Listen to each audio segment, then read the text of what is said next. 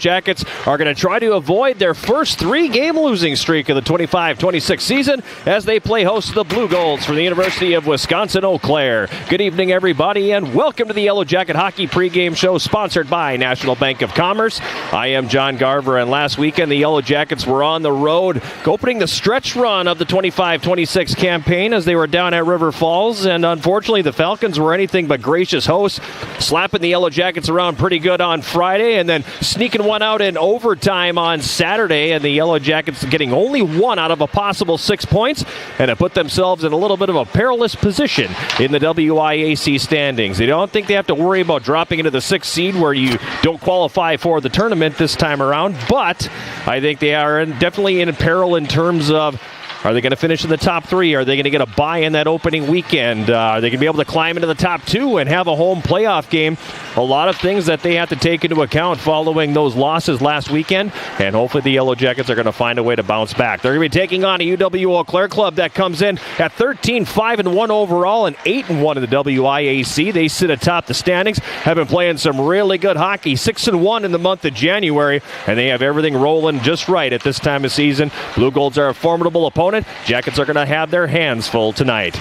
A lot more to come on the Yellow Jacket Hockey pregame show sponsored by National Bank of Commerce. As always, we'll catch up with the Yellow Jacket head coach Rich McKenna. We'll have the keys to the game with Jason Roan. We'll take a look at the starting lineups, and when we come back, we'll take a look at what happened last time out in that Saturday night loss at UW River Falls. This is Yellow Jacket Hockey on 91.3 KUWS Superior and Yellow Jacket TV, an affiliate of the WIAC Sports Network.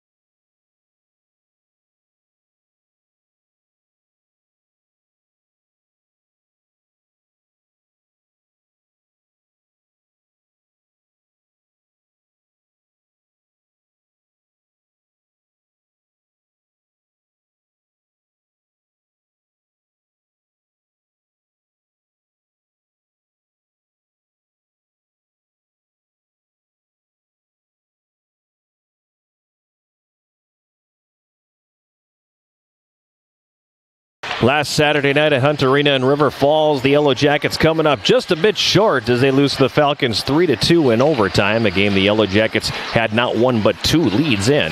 And for the second game in a row, they scored within the first 2 minutes of the game at 1:51. Logan Nickerson getting his second goal of the season, both of them coming against River Falls on the campaign.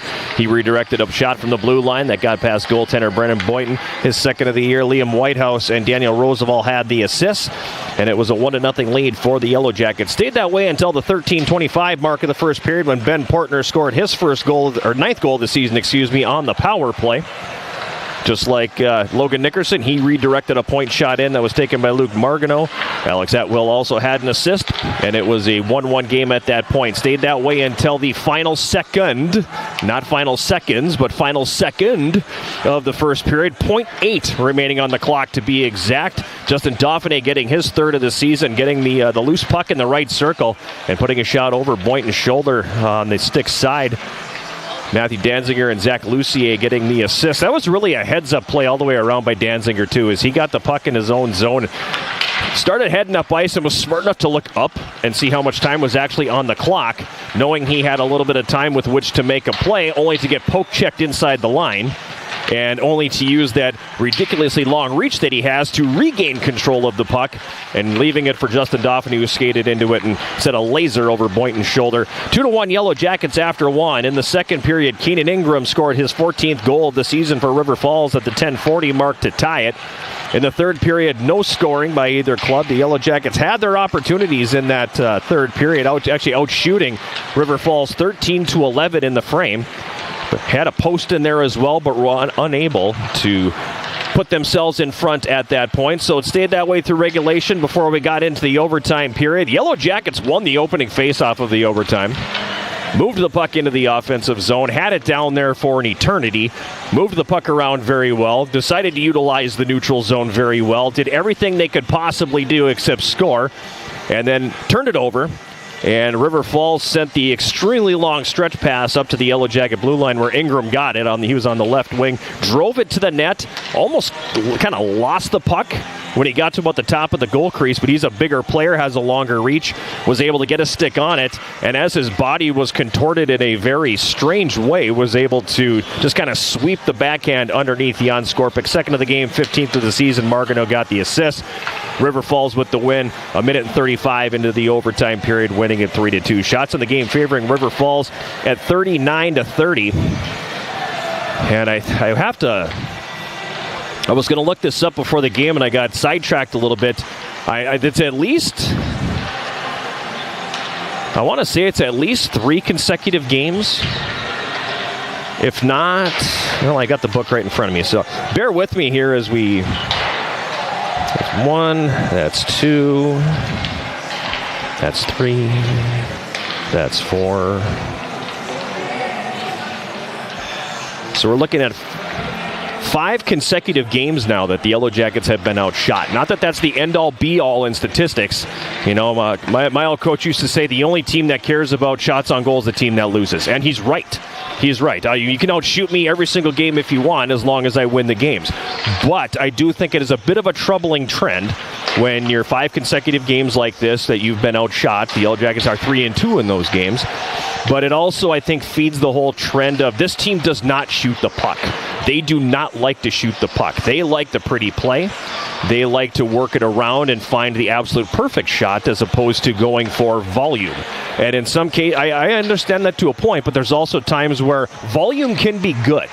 And when you're struggling to score goals, as this team has at times this year, let's ratchet up the volume a little bit, because that's what we saw to River Falls last weekend. They had 78 shots on net in 2 games. They shot from everywhere. They shot all the time. They did not pass up an opportunity to shoot the puck, and it's obviously something that worked. Tonight, you're going to be taking on a goaltender, Max Gutschar, who we have seen, it seems like, every game for the last 10 years when we've played Eau Claire. He's finally a senior, and I'm grateful for that. But he's a goaltender that when the Jackets have gotten some volume on him, they have had some success. So I think that is part of the recipe here tonight of we need to find ways to not only get pucks through, but lots of them to get through. So how will the Yellow Jackets approach that? I mean, there's a lot of different things that could transpire here over the course of the hockey game, but that is one of those things I think that is very important, not to infringe on your keys to the game if that is one of them. But we'll be able to tackle that here in a little bit. We're about 25 minutes away from the start of this one between the Yellow Jackets and UW-Eau Claire here at Westman Arena in Superior. We'll take a quick timeout and come back with more of the Yellow Jacket Hockey pregame show sponsored by National Bank of Commerce right after this. This is Yellow Jacket Hockey on 91.3 KUWS Superior and Yellow Jacket TV, an affiliate of the WIAC Sports Network.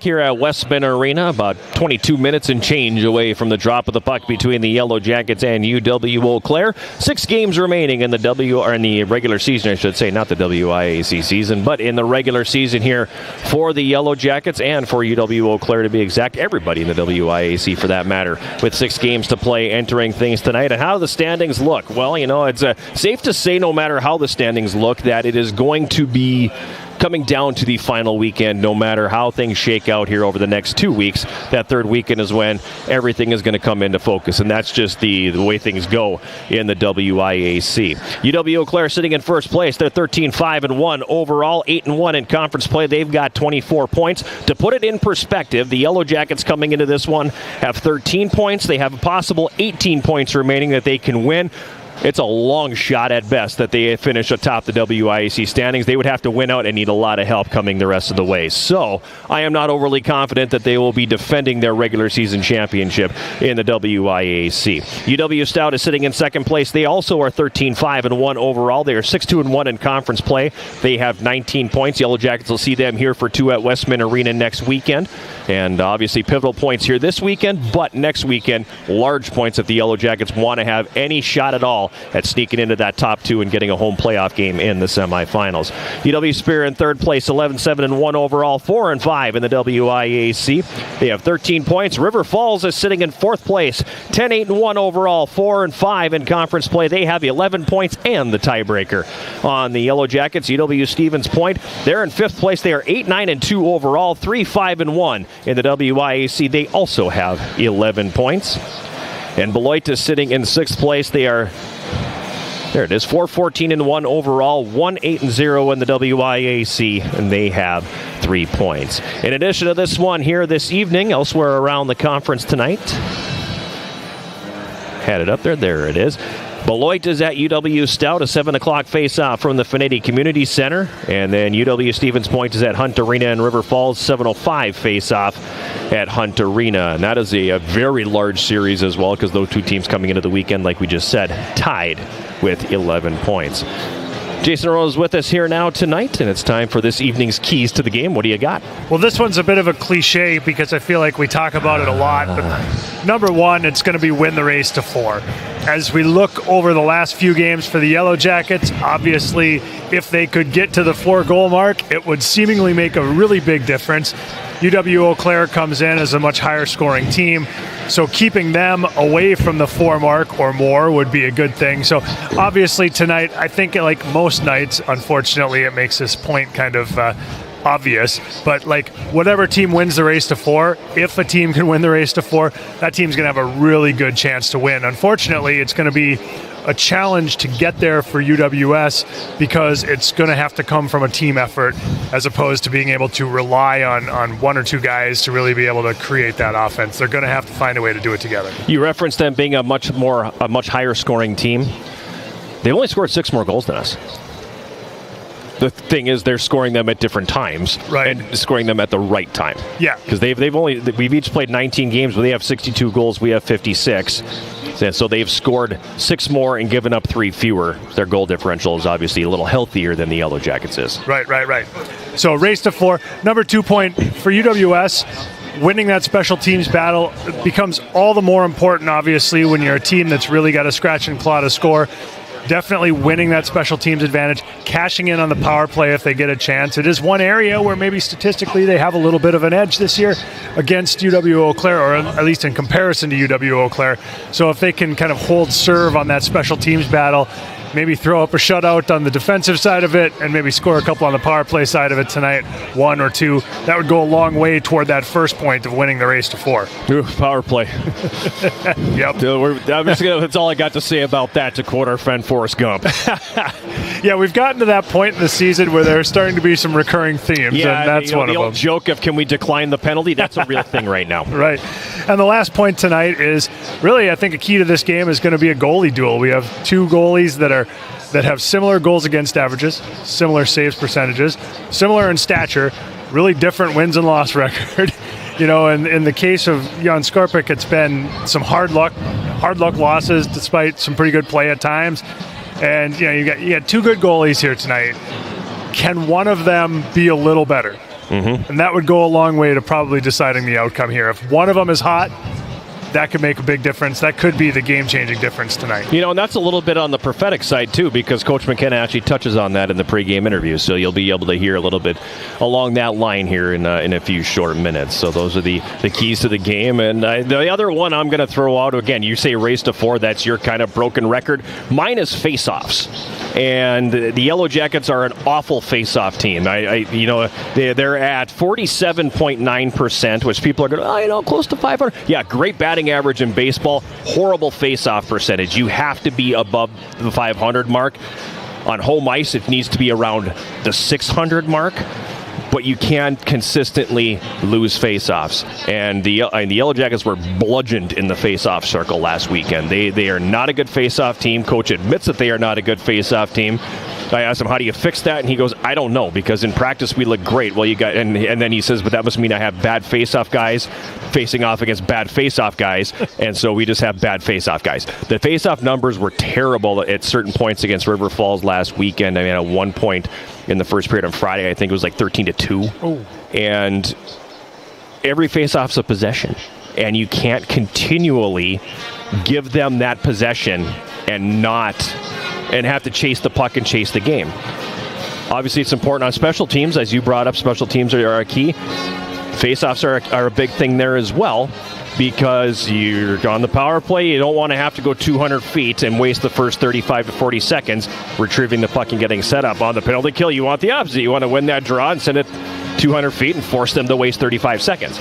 So I think face-offs for me are going to be a recurring key to the game the rest of the way. And like you said about goal scoring and goal scoring at key times, similar with face-offs, there is the simple fact of improving your face-off percentage and getting more toward 50 or above.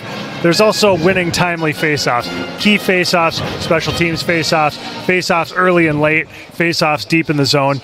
And so that's another factor as well. In addition to just pure volume or percentage, it's winning the right ones. In a lot of cases, too, winning a face-off is nothing more than focus and effort.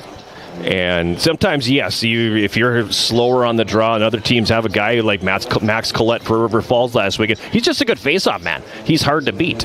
They've changed the rules a little bit in terms of finding a way to grab a stick, use your skates, use your gloves, however that may be. But in a lot of ways, it's just focus and effort. And the Yellow Jackets have not been good at that this year. And I'm not insulting anybody. It's just look at the numbers, and you can see this is not a good face-off club, and that could be a really big deal this weekend. Time now to take a look at the starting lineups in this one. First, for the Yellow Jackets, it's going to be Jan Skorpik getting the start in goal. The senior out of Czechia making his 12th appearance on the campaign. He's 6-4, has a 2.25 goals against average, a .924 save percentage, and 1 shutout. He was in goal when these two teams met at Hobbs Ice Arena back in November, which was one of the uglier games of the season for the Yellow Jackets. A 4-0 loss in a game that I believe Coach McKenna said the following night in the pregame interview, did we even get on the bus in Superior in order to get off the bus and play? That is the kind of contest that we saw, and he was in goal for that one. Previously, he was also in goal for a 2-0 shutout down in Eau Claire a year ago. So, feast or famine, I guess, if you're between the pipes for Jan Skorpik. A 2.25 goals against average, a .924 save percentage, and 1 shutout for him. The starting 5 in front of him tonight, the defense pair will be Tyler Ryder and Matt Danziger. The forward line will have Carson Riddle centering Cade Shea on the right wing and Daniel Roosevelt on the left. Other forward lines for the Yellow Jackets this evening. Andrew Larson will have A.J. Reed on the right wing and Justin Dauphiné on the left. Alexei Yermolnik will have Logan Nickerson on the right side and Blake Setter on the left. And Brady Clemenson will have Logan Herbner on the right wing and Iki Kagawa on the left. Other defense pairs tonight, Dusty Bergstrom and Evan Axel, Jordan Gibbs and Liam Whitehouse. The extra skater is Elliot Mickish. Backup goaltenders for the Yellow Jackets tonight, Kobe Grant and Jack Boschert. On the other side, Max Guchar will get the start in goal for Eau Claire, a 6'1", 185-pound senior from Kimberly, Wisconsin, making his 20th appearance on the season. He's 13-5-1, a 2.15 goals against average, a .921 save percentage, and 4 shutouts for the senior goaltender of UW-Eau Claire. Has played virtually the entire year. They have one other goaltender, Josh Langford, who's played 1 minute and 59 seconds this year. That's it. So, thanks for coming. Yeah. So aside from that, it's been Max Guchar, and he will get the nod here tonight. Defense pair in front of him, Trenton Heide and Carter Bradley in the forward line. Max Dronin will have Dane Hoyard on the right wing and Logan Gans on the left. The officials for tonight's game have been assigned by the Wisconsin Intercollegiate Athletic Conference. The referees are Sean Hauser and Travis Alberg. The linesmen Bronson Shepard and Anthony Podominic. And that's your starting lineup for this Friday night tilt from Westman Arena. About 12 minutes away from the start of this one between the Yellow Jackets and Eau Claire. We'll take a break and come back, and we will have our conversation with Yellow Jacket head coach Rich McKenna when the Yellow Jacket Hockey pregame show sponsored by National Bank of Commerce continues right after this. This is Yellow Jacket Hockey on 91.3 KUWS Superior and Yellow Jacket TV, an affiliate of the WIAC Sports Network.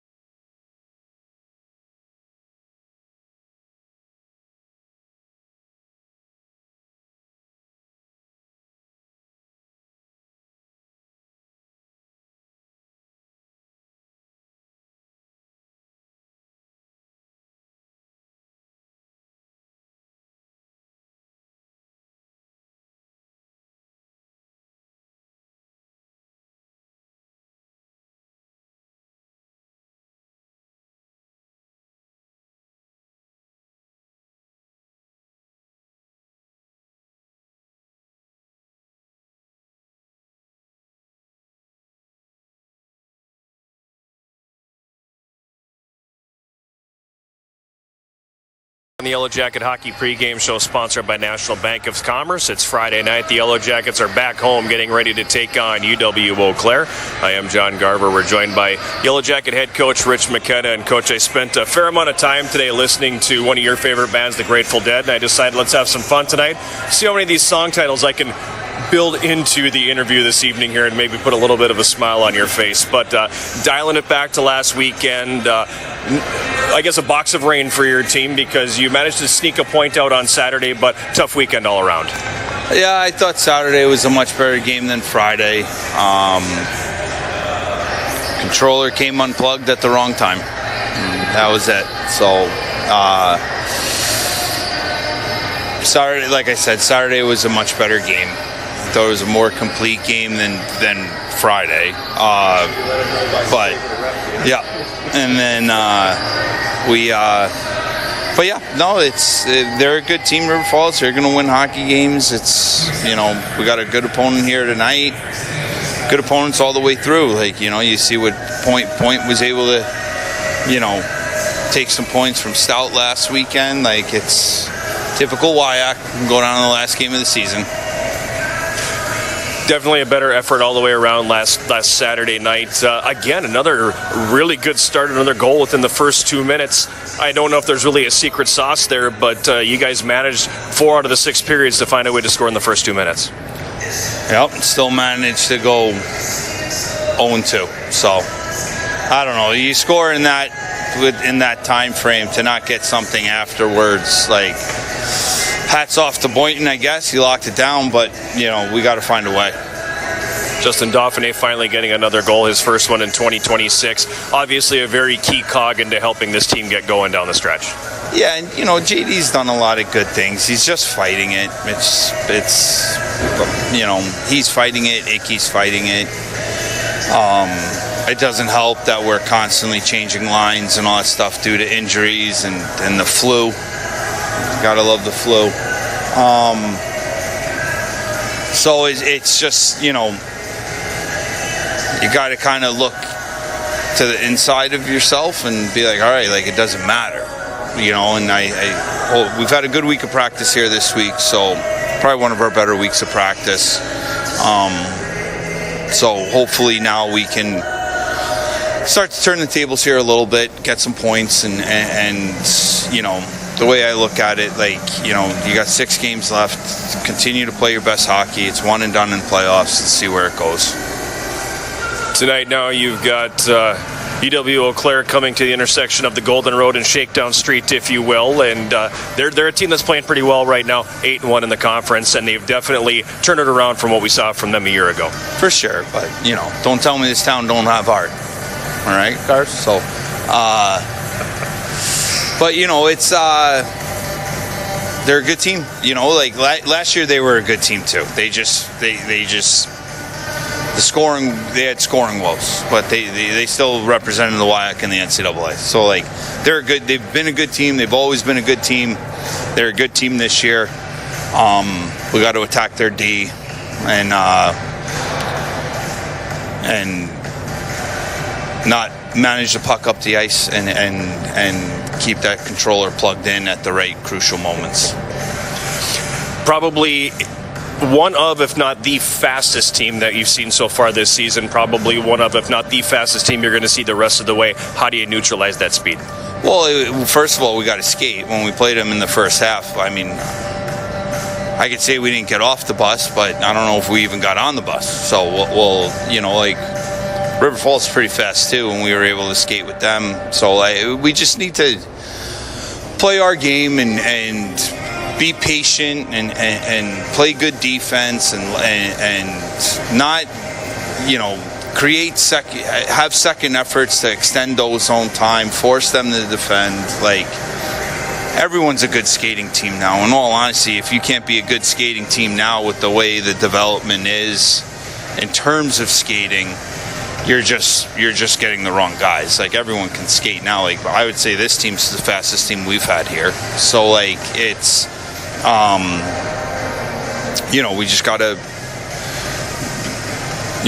man for man skate with them and execute like the game plan. Like it's really what it comes down to. And when we have to make adjustments, just make those adjustments and not overthink it. Like, and you have a bad shift, go back to the bench. You're going back over. We don't have a full lineup, so like just don't make the same mistake twice. Like, it's the definition of insanity a little bit.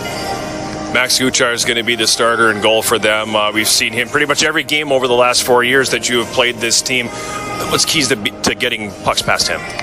Well, like last year, like we went hard to the net, we got in his face, and we attacked his feet. It's like, how about let's at this point right now, let's just get pucks to the net. We could work on the other things instead of trying to hold on to the puck and make one more extra move. Just get the puck funnel to the net and let's go to work. Like, that's, if anything, maybe you draw a penalty, which doesn't help us either. But you can feel good for 30 seconds.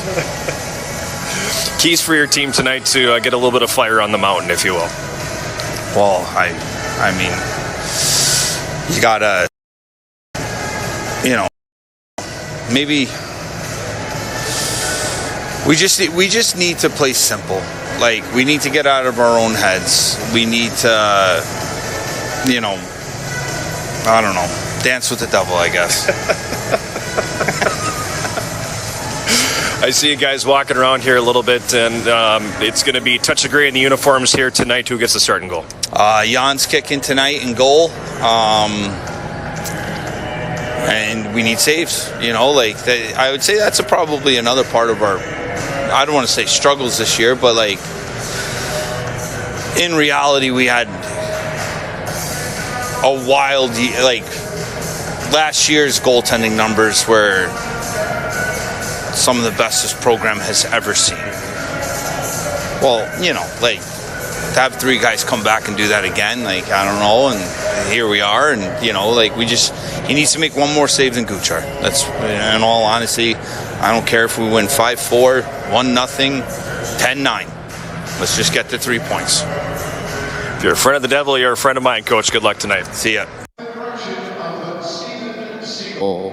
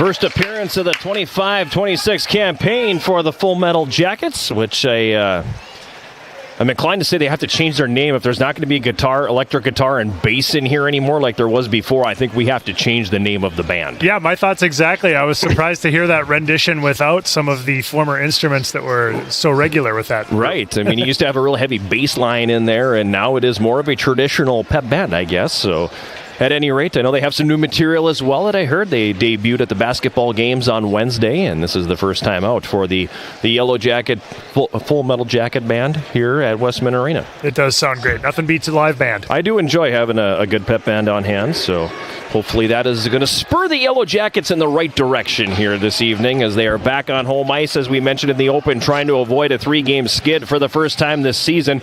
Something the Jackets were able to do last year is avoid a prolonged skid. Unfortunately, in some years past, there were prolonged skids in the second half of the season, and that unfortunately derails your postseason runs. And they're in a spot now where they know we're not getting an at-large bid to get into the NCAA tournament. We have to win to get in. Eau Claire proved last year that the 4 seed can win this thing and go to the NCAA tournament. So the Yellow Jackets, I think, looking at this, hoping, okay, let's see what we got here. Let's win some games, stack up some points, and get on a good run heading into the postseason. The opening face-off is sponsored by Barker's Island Inn, Northern Wisconsin's Island Getaway, and it is controlled here by UW-Eau Claire as we are underway from Westman Arena in Superior. The puck comes up to the right point. Now it's played down to the right wing corner. Yellow Jackets get it to the line, but Roosevelt can't clear it out. Logan Gans has it in the right corner, stripped of the puck by Tyler Ryder, who then gets stripped by Logan Gans. They tie up behind the net. Gans centers. That's going to come all the way down the ice. A few choice words for referee Sean Hauser as he was saying that's a holding penalty. But the man in stripes says not so fast, and play continues on. Dusty Bergstrom for the Yellow Jackets turns it over behind the net. Gans tries to center. It hits the back of the goal. Yellow Jackets come away with it here.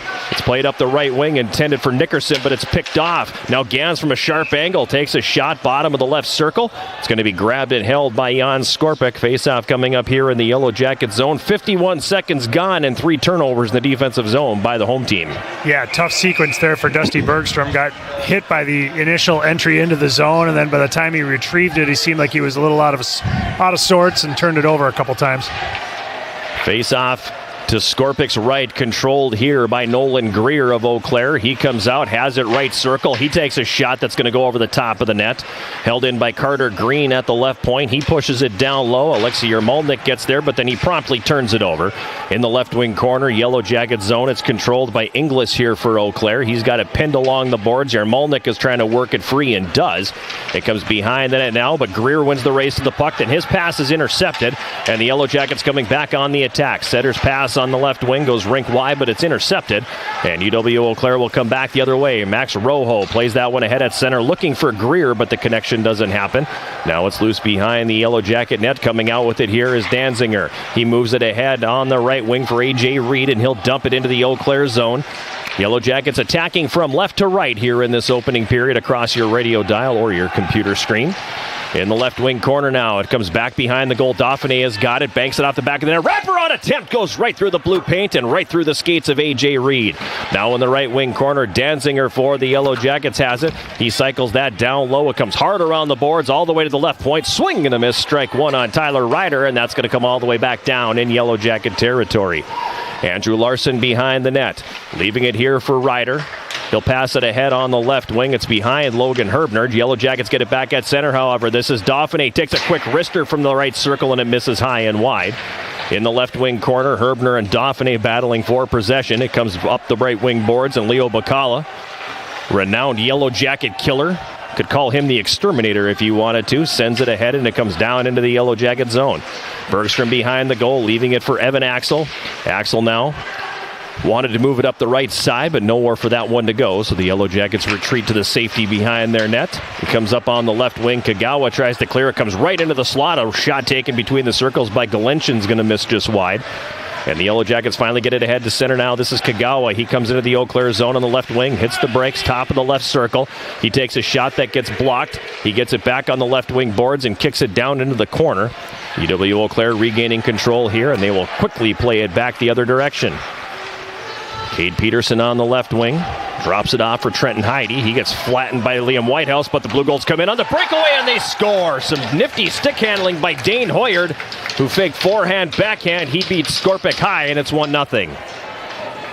Yeah, tough bounce there for Jordan Gibbs. Just couldn't control that puck and ends up falling right into the hands of the Blue Gold player. And then a dirty dangle on the doorstep, and nice backhand shot there to tuck it in and give him a 1-0 lead. Time of that goal, 3:16 of the first period.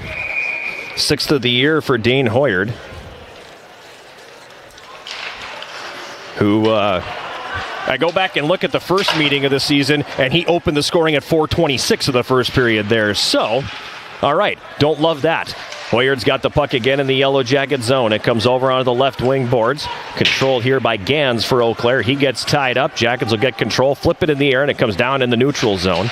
Bouncing puck at center, driven back into Yellow Jacket territory. Chasing it down here. Tyler Ryder goes behind his net for Danziger. He's going to sidestep a check.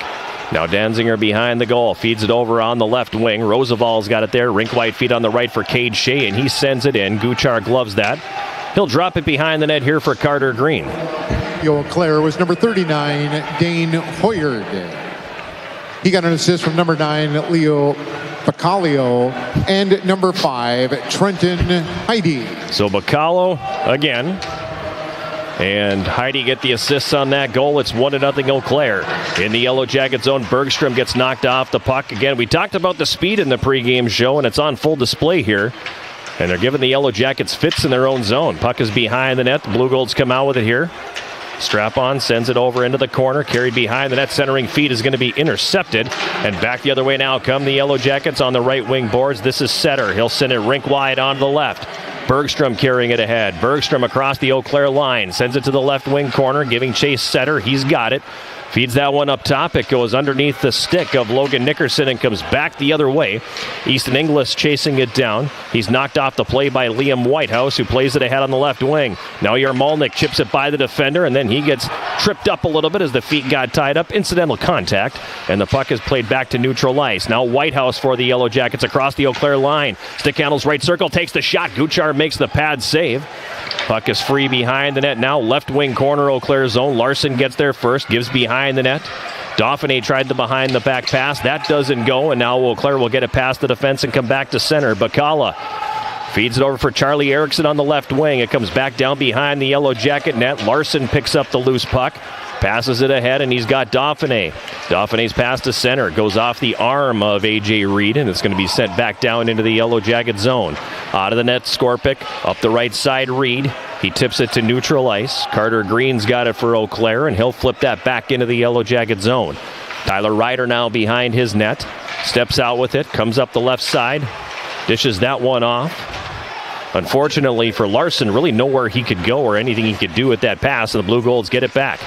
Left circle, Herzberg loses the handle on the puck, and the Yellow Jackets come back the other way. It's carried to center now. A long shot taken by Dauphiné. Goes wide of the goal. Scooped up there by Galenshin, and he'll pass that over to the left wing. Cade Peterson now for Eau Claire. Tips that one into the middle. Galenshin with speed, drives it to the net, goes right through the goal crease and gets knocked off the play. Yellow Jackets will clear it back out to neutral ice. Bouncing puck at the Eau Claire line, pushed back to the Yellow Jacket blue line, and now Bergstrom's got it. In the middle, he gives it off for Evan Axel. Axel's pass ahead is going to be out of the reach of Kagawa, and Eau Claire will send that back into the Yellow Jacket zone. Chasing it down behind the goal here now. This is Dusty Bergstrom. He leaves it for Axel. Evan Axel's pass for Kagawa. Kagawa fans on the pass. Now he's going to have to retreat, getting pressured. Finally gets it free and sends it rink wide on the left wing. This is Mickish. Elliot Mickish for the Jackets dumps it into the Eau Claire zone. As we near the 7-minute mark of the first period, it's 1-0 Eau Claire. On the left wing, Dronin's got it for Eau Claire. He gets dumped but gets it into the offensive zone. It comes around behind the Yellow Jacket net, and on the left wing, Mickish plays it back for Danziger. Danziger, check that, that's Whitehouse, excuse me. He goes behind the net for Gibbs, who clears to neutral ice. Now Whitehouse gives it off for Riddle on the left wing across the line. Top of the left circle, a wrist shot, and that's going to be stopped and held by Max Guchar. And we're going to get a face-off here in the Eau Claire zone. 12:40 remaining here, opening period, 1-0 Eau Claire. Back-to-back good shifts there by Liam Whitehouse, making his presence felt both in the defensive zone and the offensive zone.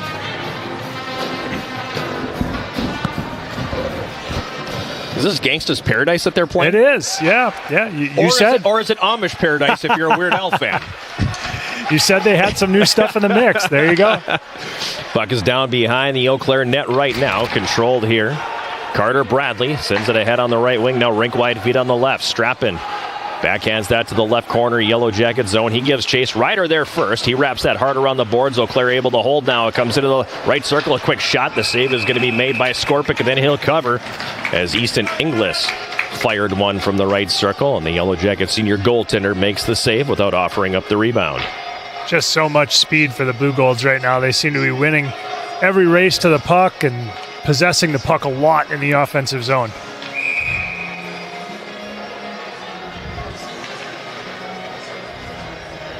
Interesting face-off set here by the Blue Golds. That is interesting. As they leave the right point and the right wing boards completely unprotected. But if you're winning face-offs, why not? As they have won all five now of the face-offs in the hockey game. At center, Evan Axel passes up the right wing for Dauphiné. Dauphiné moves it for Reed across the line. His pass for Larson is picked off, and now back the other way come the Blue Golds. Across the Yellow Jacket line, it's Herzberg. Herzberg drops it off. Some nifty passing to Bacala left circle, and his shot hits the outside of the net. Now it's Rojo at the blue line. He'll mishandle, and it'll come out into the neutral zone. Ganetz has it here, and he fires it into Yellow Jacket territory. Coming from behind the net, Bergstrom here. Moves that ahead. Nickerson left wing, backhands it into the Eau Claire zone. Setter giving chase. Nickerson picks up the puck. He's got it right wing corner. Now he's tied up. Setter in to help out as well. It comes onto the right wing boards, up to the right point. Pass intended for Whitehouse is intercepted. It gets to the line. Yellow Jackets able to hold as Setter pokes it to the right wing corner. Yarmolnik giving chase. Yarmolnik, who's had 3 goals in his last 3 games. Now Setter throws that one from the left side right through the goal mouth. Attempting the one-timer was Whitehouse, but stepping into him, Cade Peterson, and the puck comes back to the neutral zone. On the left wing, Setter dumps it in. Comes to the right corner. Choking up on the stick of nets. He'll clear. Bouncing puck comes back down into the Yellow Jacket zone. 10:45 to go first period. 1-0 Eau Claire. Setter on the left wing. Backhands that into the Eau Claire zone. Guchar is out of the net. Plays that one over to the left side. Carried up the boards. Max Dronin dumps it into the Yellow Jacket zone behind the net. Ryder getting there first. Feeds it up for Danziger. Rink-wide feed now has Mikush on the left wing. Mikush gets bumped off the play. Herbner picks up the loose puck, and he'll dump it in. Trenton Heide now for Eau Claire. Behind his net, sends it up the left wing. Pass intercepted Danziger. Over to the left side, Clemenson, and he sends it in. Long shot sticked away by Guchar. It's played back up on the right wing, and Hoyard for Eau Claire clears it into the neutral zone. Backing it up here, Evan Axel. He's now all the way back behind his goal. Finds it over on the right side where he's got Bergstrom, who clears. Herbner throws his man to the ice. Clemenson picks up the puck, has it poked off his stick right at the Eau Claire blue line. That's going to be sent back down behind the Yellow Jacket net. Up the right wing boards with it, Bergstrom. Now for Herbner, and he's going to dump that one into the Eau Claire zone. Chasing it down to Roosevelt. Rojo bumps him on the play. They tie up along the end boards. Rojo is going to come out with it here for Eau Claire, and he'll start it back the other way. Strapping up the right wing to Greer in the right wing corner. It comes around behind the Yellow Jacket net. Carter Green holds it in left point and drives it back down low. Now Greer right corner, tied up by Gibbs. Puck is loose behind the net now. A centering pass from behind the goal. Inglis is blocked. Now the shot does go up to the blue line, and Carter Green's long shot will be deflected up over the glass and out of play, and gives us an opportunity to see if you can't get enough of the Yellow Jackets, then tune in to Eye of the Swarm, the official podcast of Yellow Jacket Athletics.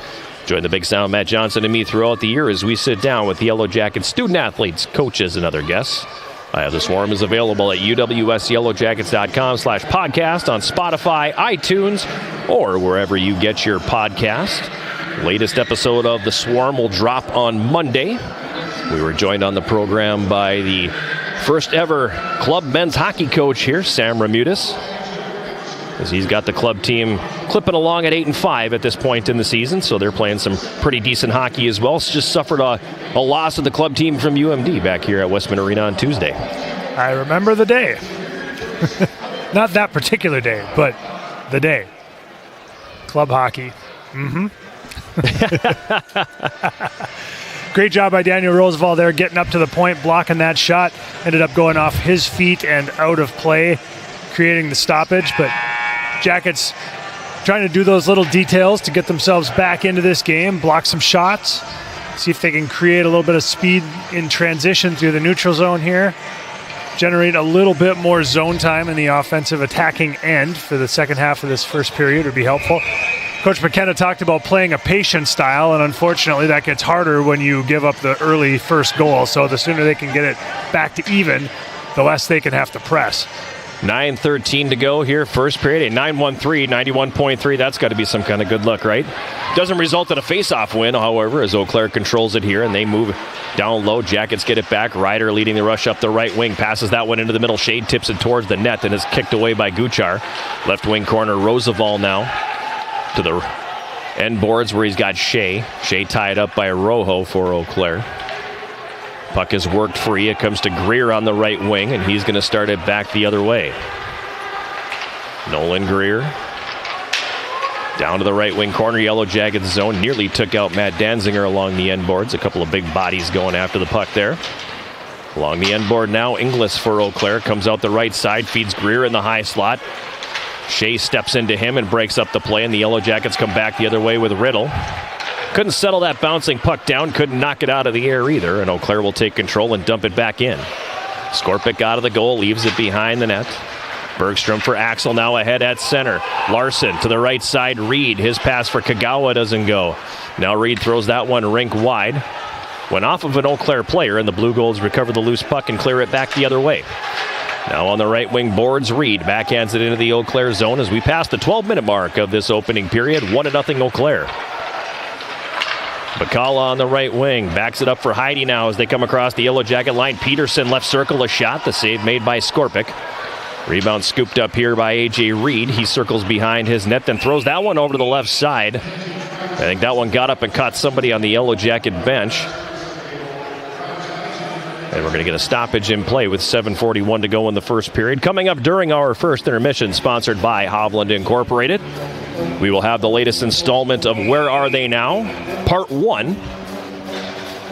This is my conversation with former Yellow Jacket Reed Larson. Blue Golds controlling the faceoff now from the left circle. A wrist shot by Galentian is stopped. Penalty coming on the Yellow Jackets here, as they're going to get Liam Whitehouse. It appears for a slash, and the first power play of the evening will go to UW-Eau Claire. Whitehouse not particularly fond of this call. He ended up catching the puck that got flipped into the zone, which got the whistle eventually there, and immediately looked back at the official, still having a conversation with the official's back right now as the official skates away and has a bit more to say about that one. Time of the penalty, 12:30 of the opening period. Whitehouse for a slash. First power play of the evening goes to Eau Claire. They come into the game 10.2% with the man advantage. The Yellow Jacket PK started the year great. Eau Claire kind of was the first team to score a power play goal on them and has derailed the PK since then. Jackets at 82.6%. In the right wing corner, Eau Claire controlling it with Dronin. Dronin gives it up to the right half board. Danziger able to break up the play. The Blue Golds run a good pick play down in the right circle and allow them to regain possession. Now Herzberg right circle, feeds down low for Dronin. His pass goes right through the goal mouth. It comes back up to Rojo at the left point. Gives to Bacala left half board all the way up to Greer at the right point. Greer throws it down low. Pass mishandled the right circle by Dronin, and the Yellow Jackets will send that all the way down the ice. Each team will change personnel here as the Blue Golds' Rojo starts up ice with it here. Rojo carries to center, now drops it off. Mishandled there momentarily by Gans. Larson closing on him, forcing the Blue Golds all the way back. Trenton Heidi will circle back behind his net with a minute to go here in the power play. 6.5 to play first period, 1-0 Eau Claire. Coming out with the puck is Gans. He starts up ice, drops it off. Now it's played ahead on the right wing. Jackets break it up, and that'll get past the D and come all the way down. Andrew Larson really wanted to go after that loose puck, but thought the better of it, knowing that he was better served to change at that time. So Eau Claire will use that to quickly transition and come back in the offensive zone. Puck comes around to the left wing corner. Danziger there first. Up the right wing boards for Shea. He goes to clear, but it's held in. Gnetz has it on the right side. Yellow Jackets able to break up the play. Blue Golds get it back now, 2-on-1 down low. One-timer from Gans in the right circle. Huge save by Jan Skorpic. And then we got a stoppage in play. That puck caught a bit of Skorpic's mask. And anything that hits the headgear is an automatic stoppage, no matter where the puck is. And they want to take a look at I think something broke on the mask, and that's why they did make the stoppage there. But massive save by Jan Skorpic as Eau Claire worked the 2-on-1 to perfection down low, and the one-timer by Gans was denied. Very explosive side-to-side slide there to get across the crease and be able to still be tall enough to take that puck up high and make the save. That would have been a really painful goal to surrender after what's been a pretty good penalty kill so far. Jackets win the face-off, and they'll send that all the way down the ice. Eau Claire will regroup here as the final seconds tick off the penalty, so the Yellow Jacket PK survives a point-blank opportunity. But all in all, a pretty good kill there for the Yellow Jackets. Now they can just get the puck out of their zone and maybe score a goal. On the left side, it's cleared to center by Nickerson. Roosevelt catches up to the puck on the right wing boards. He's tied up. In to help out Logan Nickerson. Now the puck comes free. Roosevelt from the left circle, a shot that's tipped wide. Larson's got it right circle. Sharp angle shot. He scores!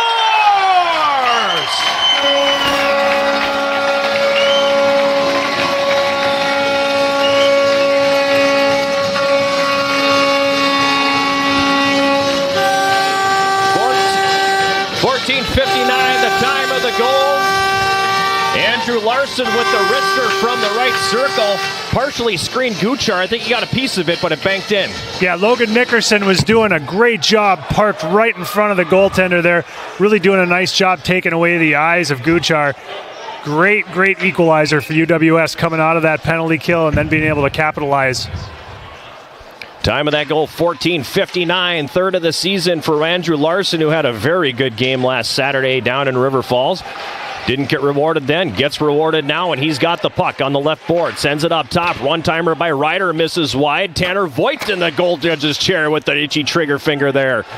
Behind the net now, it's controlled here by Eau Claire. Yellow Jackets. His third goal of the season, number 14, Andrew Larson. He got an assist from number 2, Jordan Gibbs, and number 9, Dan Roosevelt. So Roosevelt and Gibbs will get the assists, and there's no longer joy in Mudville as the Yellow Jackets about to go shorthanded again. Great stretch pass right up the seam there. Leads to a semi-breakaway for the Blue Golds, and they just couldn't capitalize, but they are going to be able to draw the penalty out of this and go back on the power play. And that's what that speed gets you. Right. You know, that's a speed play. And you force the Yellow Jackets to take a penalty, hooking the call on Justin Dauphiné, second power play for Eau Claire. Coming at 15:27, or 23, excuse me, of period number 1. Yellow Jackets intercept, shorthanded now. This is Blake Setter coming back the other way. Interference is going to be called here on Eau Claire as they're going to get Greer for stepping into Cade Shea, and then he throws a shot into the headgear of Blake Setter. I've been around long enough to know they're only going to call one, even though it clearly was 2 penalties, so 14 seconds into the power play. The Yellow Jackets are going to be skating at 4-on-4. Wow, that was brief.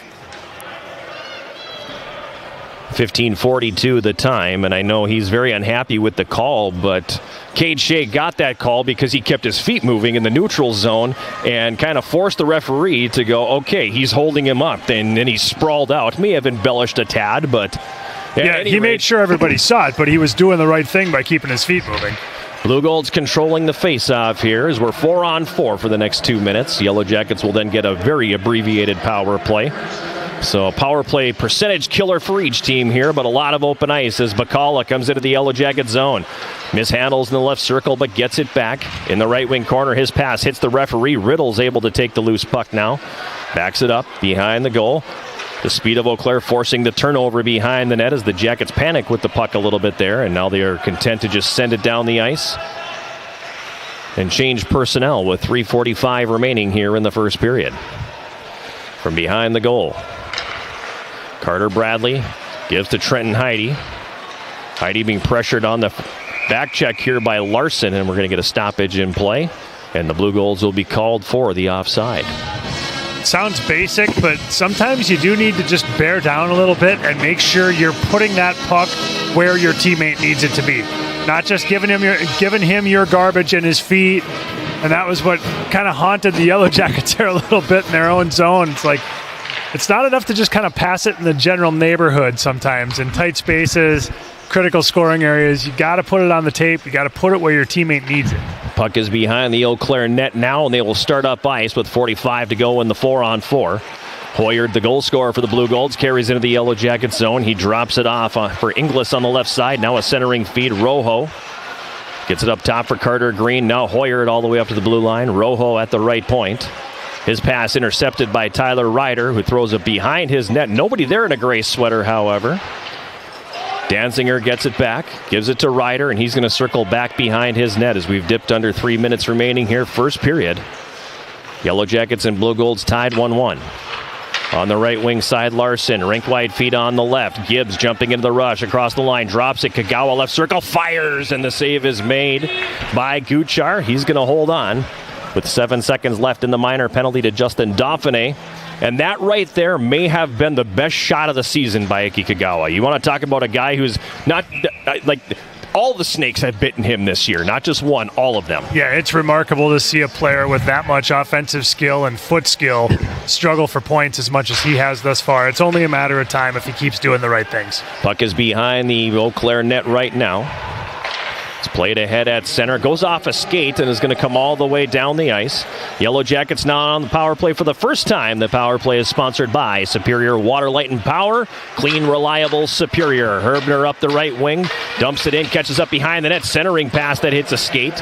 Now Setter's got it as the penalized player is back on, so we are back to 5 skaters apiece. At the left point, Gibbs for the Yellow Jackets drives it down low. Love the fact he dumped it with a lot of steam on it, but there was nobody there to get to that puck. The 1-2-2 has nobody down low. Their heads up as that one comes over the glass. Some good protection there by the fans. And we're going to have a face-off in the Yellow Jacket zone. But finishing the point, I mean, I appreciate that he dumped it with a little something on it and didn't just throw it into the skates of the winger who was 5 feet away. But you need to dump it where you have support.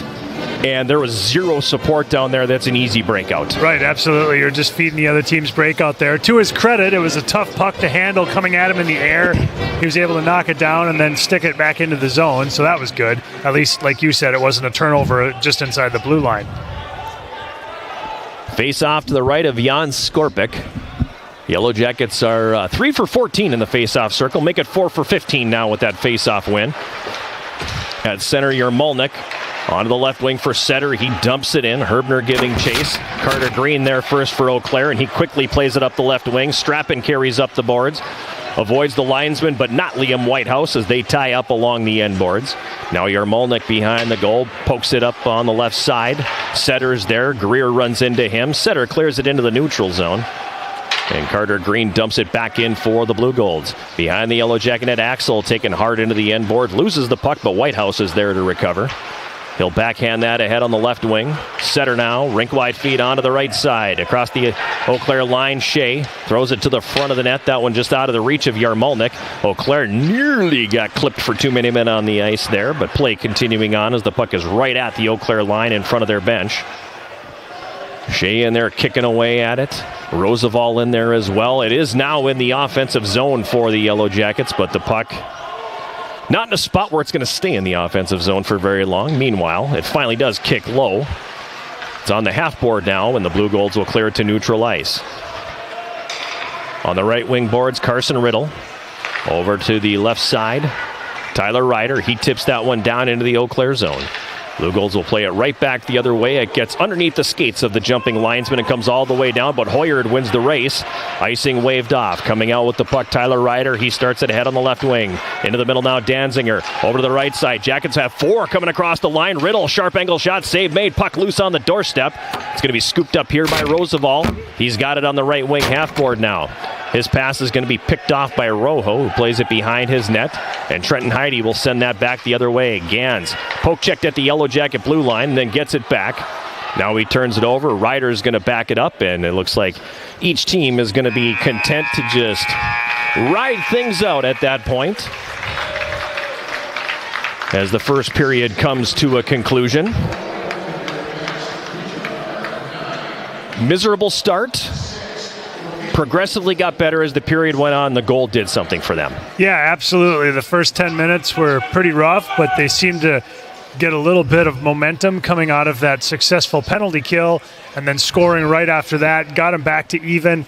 I think created some belief that, hey, we're in this thing and we're in great position, and that's exactly what they needed at that point. Like we talked about, not wanting to chase the game any longer than they have to. So big goal, good to get it back to even going into the first intermission. You know, and that again, he didn't pick a corner there. He wasn't looking for something special. He got that thing in the right circle, and he took a shot, threw it at the net, and was able. That's what happens. It banked it off the goaltender, but you don't do that if you don't shoot the puck. Right, absolutely. And they're not all going to be pretty, and if you're going to play all season just trying to score pretty goals, you're just not going to get a lot of them. It's tough. The WIAC's tough.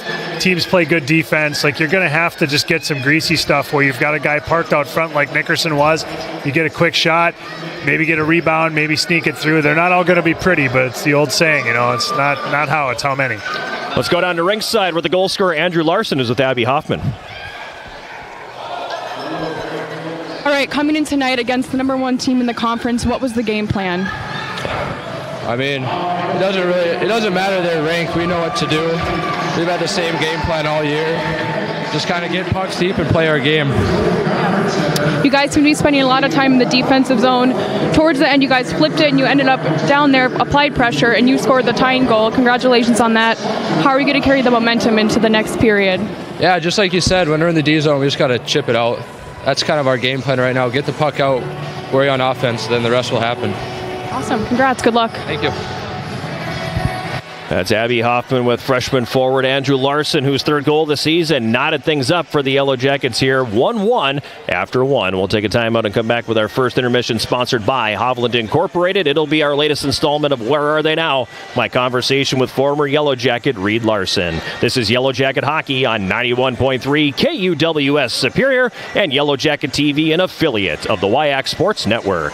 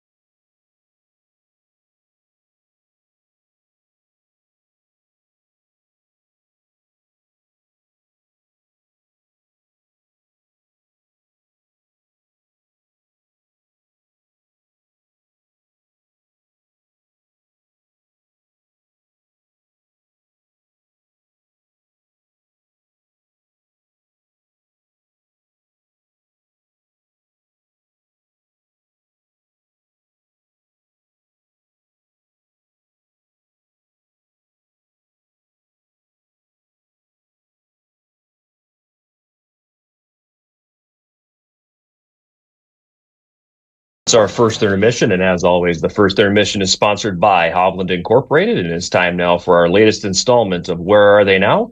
Our opportunity to sit down and catch up with Yellow Jackets of the past, and we are happy to be joined this week by national champion, Grand Rapids, Minnesota, Reed Larson, one of my all-time favorite players and one of the guys that I still keep in touch with to this day. So I obviously know the answer to this question, Reed, but I start these all off the same way. Can you tell us, where is Reed Larson now?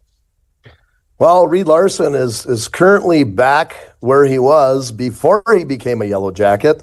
He's currently back at Grand Rapids High School, where we're recording this right now. I'm sitting in my desk as a teacher, teaching high school health classes.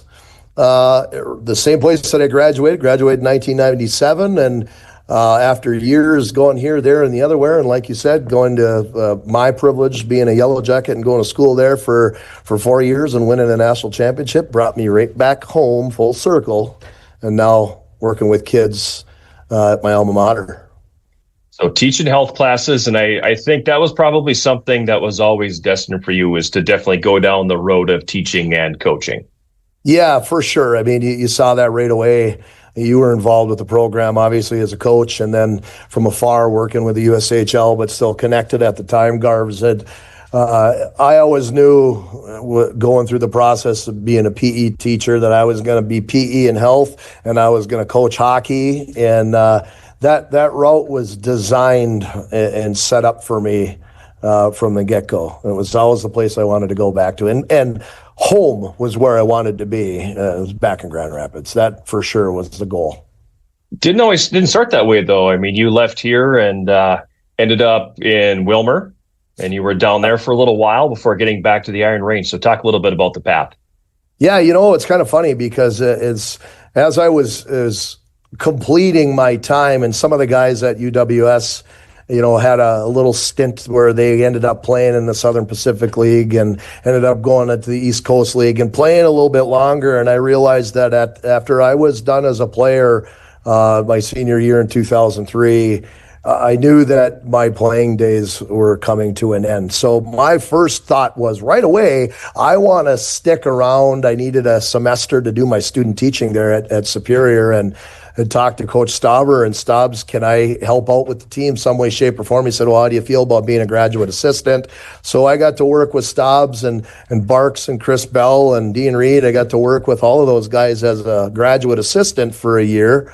And that job, helping those guys on the bench, up in the booth, helping Munson with some of the radio stuff that you're currently doing now, is doing that as well. And that actually brought me into my first coaching and teaching job. Dan Stauber made the phone call for me. They called him and asked him, what do you think about this guy? They needed a hockey coach at Wilmer. And they said, well, it's kind of funny because normally when you hire teachers, you're looking for the teacher first and the coach second. And they needed a hockey coach, and just so happened that I had the Phi-Ed that they needed. So they called Stubbs and said, what do you think of this guy? And he said, you're dumb if you don't hire him.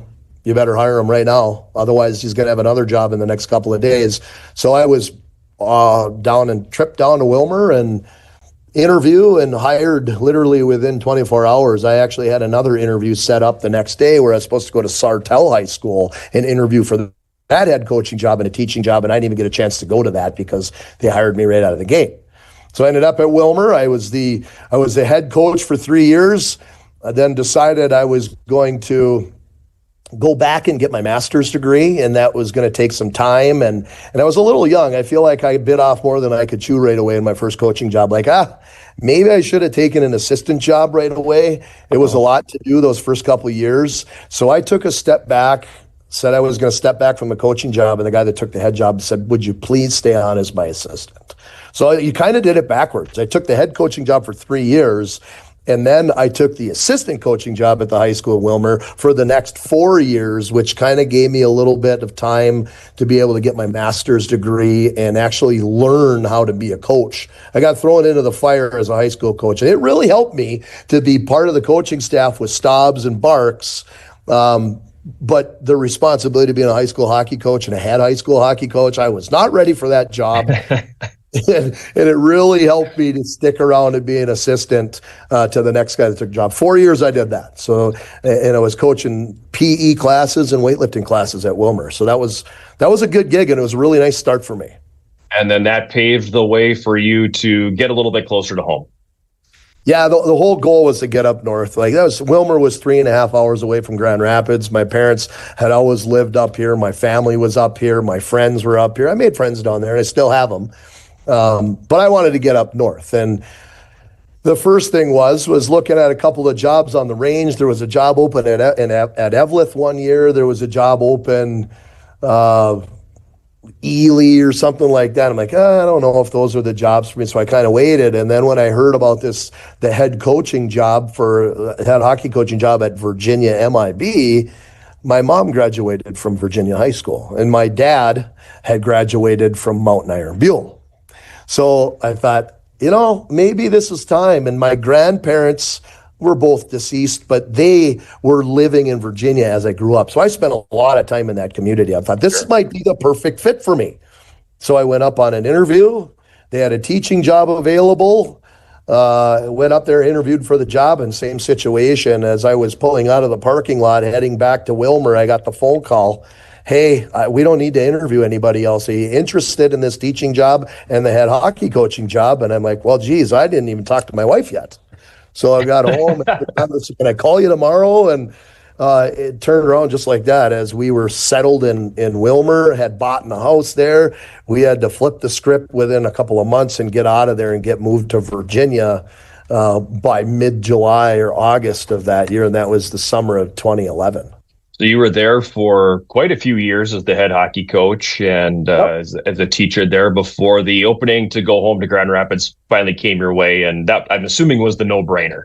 That's a no-brainer. And obviously you don't think you don't say that when you're going to Virginia, that ultimately I'm trying to get back to Grand Rapids. But in the back of my mind, that's where I wanted to be, was home in Grand Rapids. So when that opportunity presented itself, there were some teachers here in the building that were close to retirement. When I had moved to Virginia, I knew they were going to retire.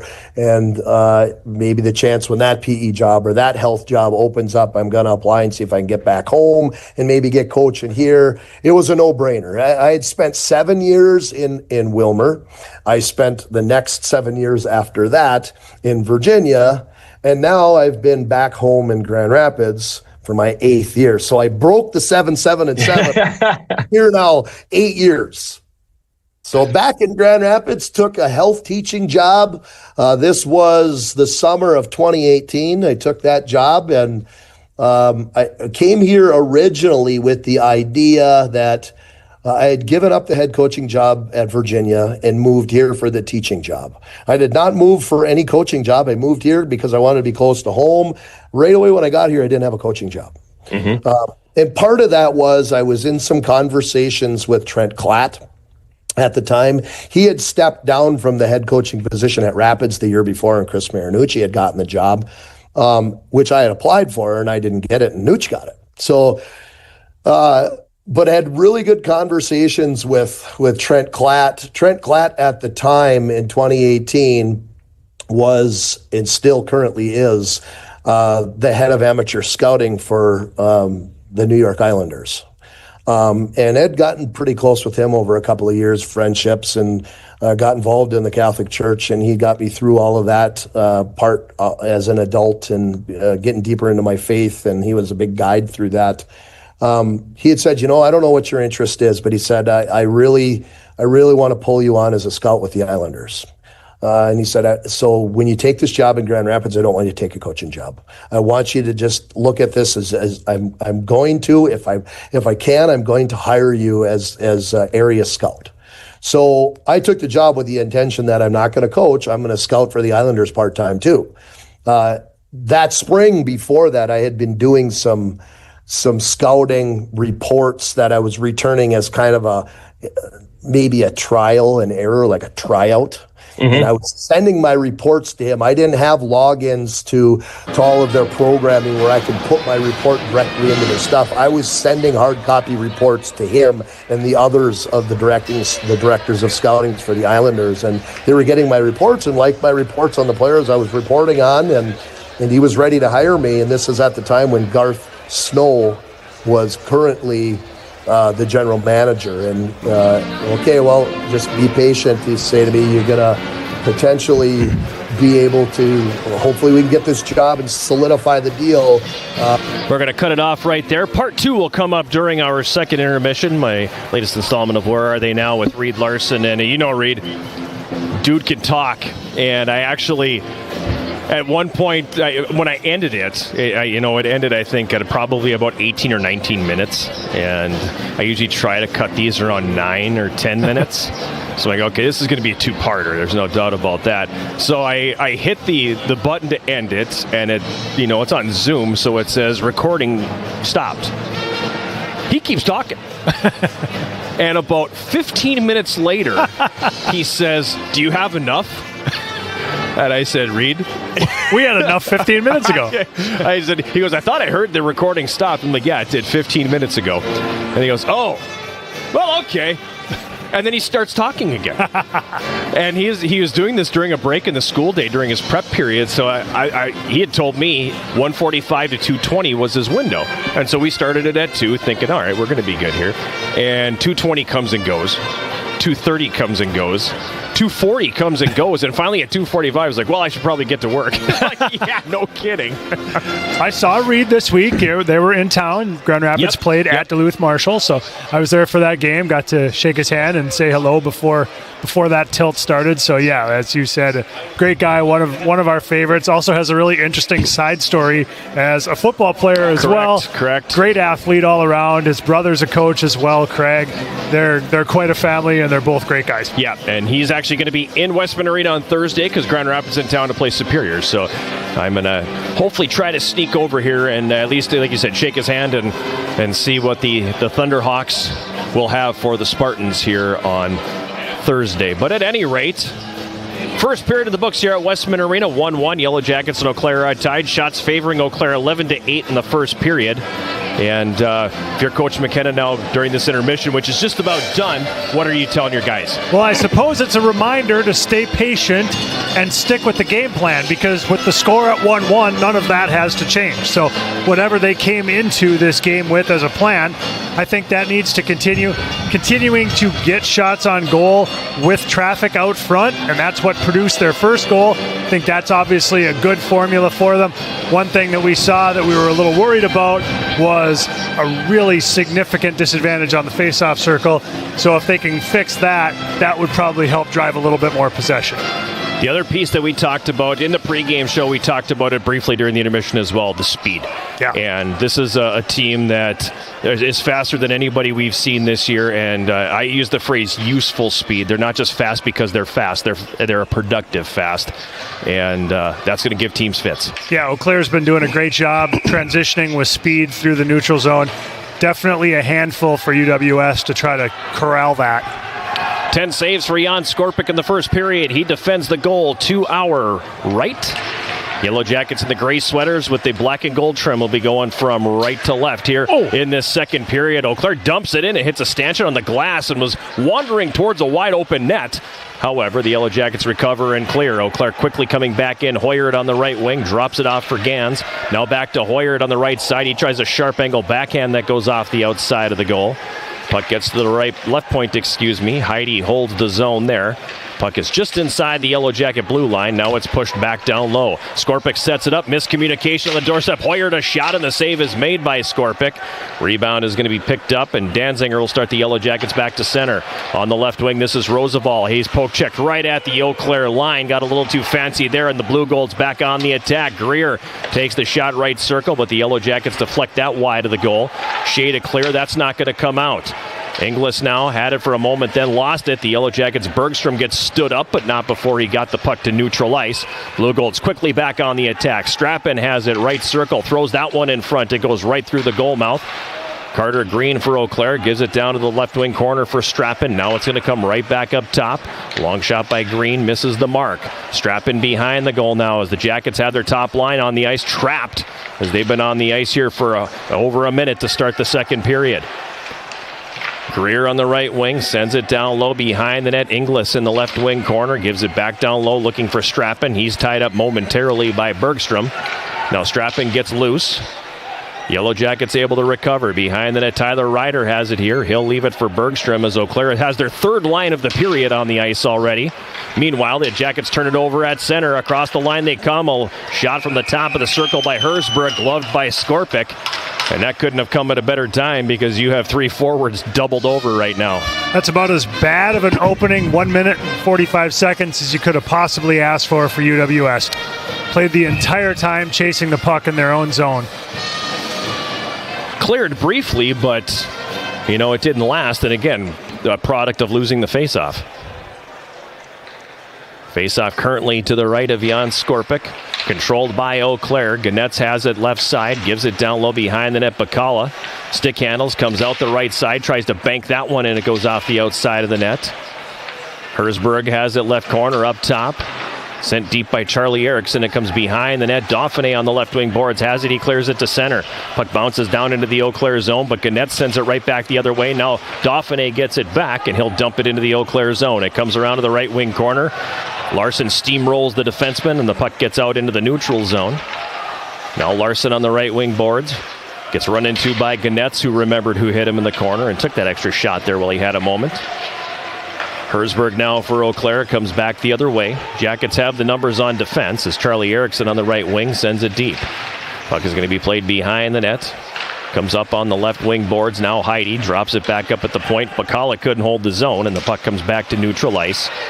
Taken here by Hayek, and he'll dump that down, or excuse me, Hayek rather, dumps it into the Yellow Jacket zone.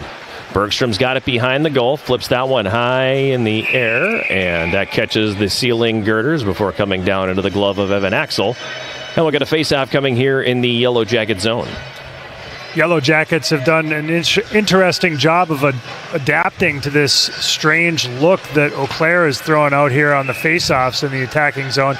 Although the strange look hasn't really seemed to make much of a difference. It hasn't really created anything yet, but Jackets are now overloading one side on the defensive side of the faceoffs. Shot coming in from the left point by Heidi gets blocked, and the Yellow Jackets will come back on the attack. Nickerson backhands that into the zone. Setter chases it down. He's got it right wing corner up top right point. Danziger fires. It's blocked, and that puck will ricochet to neutral ice. At the red line, it's taken by Ryder. He drives it into the Eau Claire zone. It comes around the boards. Jackets are a day and a half late getting to that puck, and it comes back to the line and out to center ice. On the right wing, it's dumped into the Yellow Jacket zone by Galentian. He gives chase, knocks it free from Ryder, and carries behind the net to the left corner. Galentian up top, Green left point. That shot's going to miss wide. Danziger picks up the puck. He's got it and sends it up the right wing for Herbner, but it's picked off. Now on the right wing boards, down into the right corner. Gans has it for Eau Claire. He spins off of a check. Yarmolnik able to strip the puck away from him. Moves it into the middle now for Herbner, who gets it to center. On the left wing board, Setter trying to dump it in, but that's tied up. Now the Jackets get it loose. Herbner's pass for Yarmolnik is out of his reach. Eau Claire will recover, and they're going to have numbers going back the other way if they hurry, but Herbner picks the pocket coming out, gives it to the right circle. Kagawa shot tipped in front, and that's going to miss just wide as Yarmolnik deflected it. Now back the other way. Hoyer it up the right wing. Across the Yellow Jacket line. Gives it for Gans. Centering feed broken up nicely by Gibbs. Clemenson to clear, but not out. Eau Claire holds. They have numbers down low. Centering pass. Gans left circle blocked. Now it's loose left side of the Yellow Jacket net. Swept away from trouble. And Liam Whitehouse will clear that up the right side, but not out. It's driven back down behind the Yellow Jacket net. Gibbs picks it up. Passes up the left wing. Kagawa now ahead at center for Clemenson. He tried to tip it into the offensive zone. Did get it across the line, but didn't have it on his stick at the time. And Eau Claire will recover. Heidi's got it in the neutral zone. Feeds that one ahead on the left wing for Inglis, who plays it deep. Strappin on the right wing, lets it go. Greer with a sharp angle shot, and the stick save is made by Skorpic as he deflects that one up into the netting. Face-off coming in the Yellow Jacket zone. 15:03 to go here in this second period. Yellow Jackets and Eau Claire tied 1-1. But it's been all Eau Claire in the middle period for the first 5 minutes anyway. The Jackets have barely had the puck. Yeah, that was a well-timed puck out of play for UWS, allowing them to get a line change. Blue Golds win the face-off. Stop me if you heard that one before. Shot by Carter Bradley from the right point goes over the top of the net. On the left wing boards, Greer down low for Inglis, but it hops over his stick. Now up the left wing, it's pitchfork to neutral ice by Roosevelt, and Cade Shea has got it here. Across the line, Shea floats a pass over for Riddle going to the net, and his shot kicked away by Guchar. Now behind the goal, Heidi's got it for Eau Claire. Up the left wing boards, it goes out to neutral ice. Yellow Jackets get it back. Roosevelt pokes it across the Eau Claire line, but the Blue Golds will send it right back the other direction. On the left wing boards, Riddle. He comes off the wall. His rink-wide feed for Shea picked off. Greer back the other way. Throws it across. Inglis left circle. Now he'll curl away from traffic. Carries it up to the blue line. Backhand pass up to the right point for Rojo. Now down to the right wing corner. The puck played back behind the net. Centering pass picked off by Roosevelt. And he'll flip that out into the neutral zone. Rojo bats that one out of the air with the glove. Jackets are unwilling to touch that, and they shouldn't, because it's going to be a stoppage in play, and they'll blow it dead eventually. And we're going to get a face-off coming back down here in the Eau Claire zone. Given the size of the deficit in the face-off circle, I do wonder at what point you just, as a center, start just putting your head down and ramming into the opposing center and hoping one of your teammates can come in and try to get the puck. I mean, the Jackets have won 4 out of 19 face-offs so far. Make that 4 out of 20. So 10% is what the Yellow Jackets have won so far here. Or 20%, I should say. Puck dumped down into the Yellow Jackets zone again. It's behind the goal. Danziger tying up his man. His pass gets blocked. Jackets played up the boards, but it's going to be held in and driven back down low by Rojo. Eau Claire just winning every single foot race. Every 50-50 puck is going to the team in blue right now. On the left side, A.J. Reed carries across the line, loses the puck. Eau Claire will come back the other way and send it into the Yellow Jacket zone, giving chase Bacala. Danziger gets there first. And he's going to play that one up the wing, but not out. Easily intercepted. Cade Peterson on the right side gets it to Bacala, right circle. Tried to load up the wrister, but it was broken up. Now a deflection at the left side of the net. Penalty coming on Tyler Ryder. That's a terrible penalty call right there. They're going to get Ryder for knocking a player down next to the net. I don't know, are they going to call interference there, or what's the call going to be? Interference, cross-check, I'm not sure, but they're going to go with a cross-check there, but by the letter of the law, I mean, it was a stick horizontal cross-checking, but it's a play that will happen 36 times in this game and not get called on 35 of them. Right, and they just happened to pick that one right there. And if I'm a betting man, if he doesn't fall down, play continues on. Yeah. So Ryder to the box for cross-checking at 7:02 of this second period. Third power play for Eau Claire. They are 0 for 2. One shot on goal with the man advantage. They win the face-off. Heidi at the left point. Over to the right point. The shot taken by Gans gets blocked, and that's going to come out into the neutral zone. Eau Claire decides to back it all the way up behind the net, and Gans is going to come out with it here. Logan Gans, a freshman from Freiburg, Illinois, moves it ahead on the left wing. Gans chases it down. He sends it hard around the boards to the right wing side. Up to the blue line, right point. Heidi holds the zone and sends it down low. Now Hoyard's got it in the slot. Gannett's at the top of the left circle, takes the shot, and that's going to miss high. On the right wing boards, Gans comes away with it here. He's got a right circle. His pass knocked out of the air beautifully by Dusty Bergstrom, and he'll send that all the way down the ice. Yellow Jackets will change penalty killers. All 4 of them will get off with 1:15 remaining in the minor penalty to Tyler Ryder. Gans with speed up the right wing, crosses the Yellow Jacket line, pulls up on the half board. That was fortuitous right there because he knocked the stick out of Andrew Larson's hands. The stick followed Gans down into the zone, and the puck just ended up on Larson's stick as he picked it up. Love it when lucky things happen like that. Heidi inside his own line, dropping it off for Bacala. He crosses the Jacket line. On the right wing side. Again, this is Dronin. Jackets Whitehouse to clear, but not out. Now Bacala bumped on the left wing board by Whitehouse. It comes behind the net. Danziger tried to backhand that up the left side, but it's not going to leave the zone. 25 seconds to go in the power play for Eau Claire. Behind the Yellow Jacket net, the puck worked loose, and Liam Whitehouse sends that into the neutral zone. Knocked down there by Rojo at the Eau Claire line to Bacala on the left wing, and he'll send it in. Skorpic out of the net. Knocks the wraparound down. Jackets able to get it to the neutral zone as Setter tips it to center ice. On the right wing boards, this is Herzberg. He whiffs on the chance to dump it in. Jackets back the other way shorthanded. Now Setter with the one-timer and the save made by Guchar. Just as the penalty to Tyler Ryder expires, and we're going to get a face-off coming up here in the Eau Claire zone with 10:54 remaining in this second period. Yellow Jackets and Eau Claire tied 1-1. I am John Garver. He is Jason Roan. Abby Hoffman rinkside from Westman Arena in Superior. Yellow Jackets and Eau Claire coming to you on 91.3 KUWS. Studios in the Holden Fine Arts Center on the UW Superior campus, and Yellow Jacket TV. Studios wherever the game is. Another good penalty kill by the Yellow Jackets there. See if they can take some momentum out of that the way they did in the first period. Face-off controlled by not the, I guess technically the Yellow Jackets. Is that a face-off win? We'll take it. Yarmalnik up the right side, back into the zone, gives Kagawa right circle. Now back up top, Gibbs takes the shot, tipped in front, and that one's just going to miss wide. It ends up in the left wing corner. Cade Shea reads the clearing attempt. It comes up to the right point. This is Axel. He throws it down low, left side of the net. Yarmalnik whiffed on it. It hit his skate. Blue Golds take control. Jackets get it back. Yarmalnik, a shot save is made. Guchar, he made that one interesting as he kicked it to the left wing corner. Now Eau Claire will get it back and clear it to neutral ice. Axel gloves it down, and he goes and flips it back into the Eau Claire zone. Bouncing puck tipped out of the air. Controlled here by Carter Bradley for Eau Claire. Jackets able to break up that breakout.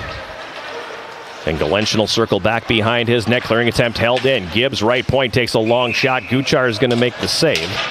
He will hold on, and we're going to get a face-off in the Eau Claire zone. But that right there, probably the best extended forecheck that we've seen all night from the Yellow Jackets. Didn't generate much, but still trapped them in their own zone. Yeah, again, coming out of a penalty kill, seeming to capture some momentum and have some good zone time, good possession. Got a shot on goal there. Wish that shot would have been a little lower so there would have been a chance to deflect it possibly or maybe get a rebound. But we're working on stuff here. Not winning faceoffs, however, as it's controlled by Eau Claire. Strap in on the right wing, gets stood up as he tried to clear the zone. A.J. Reed working him over pretty good. Referees let them joust a little bit. Clearing attempt held in on the right side by Gibbs. It comes up to the blue line now. Reed sends it down low for Riddle. Line blender in full force here for Coach McKenna as we're seeing a lot of different combinations here in the second period. Love the grit out of A.J. Reed. I just really don't want him to take a penalty right now. At center, it's controlled here by Eau Claire. Inglis across the Yellow Jacket line. Poke check by Jordan Gibbs. On the left side, Bullinger's got it.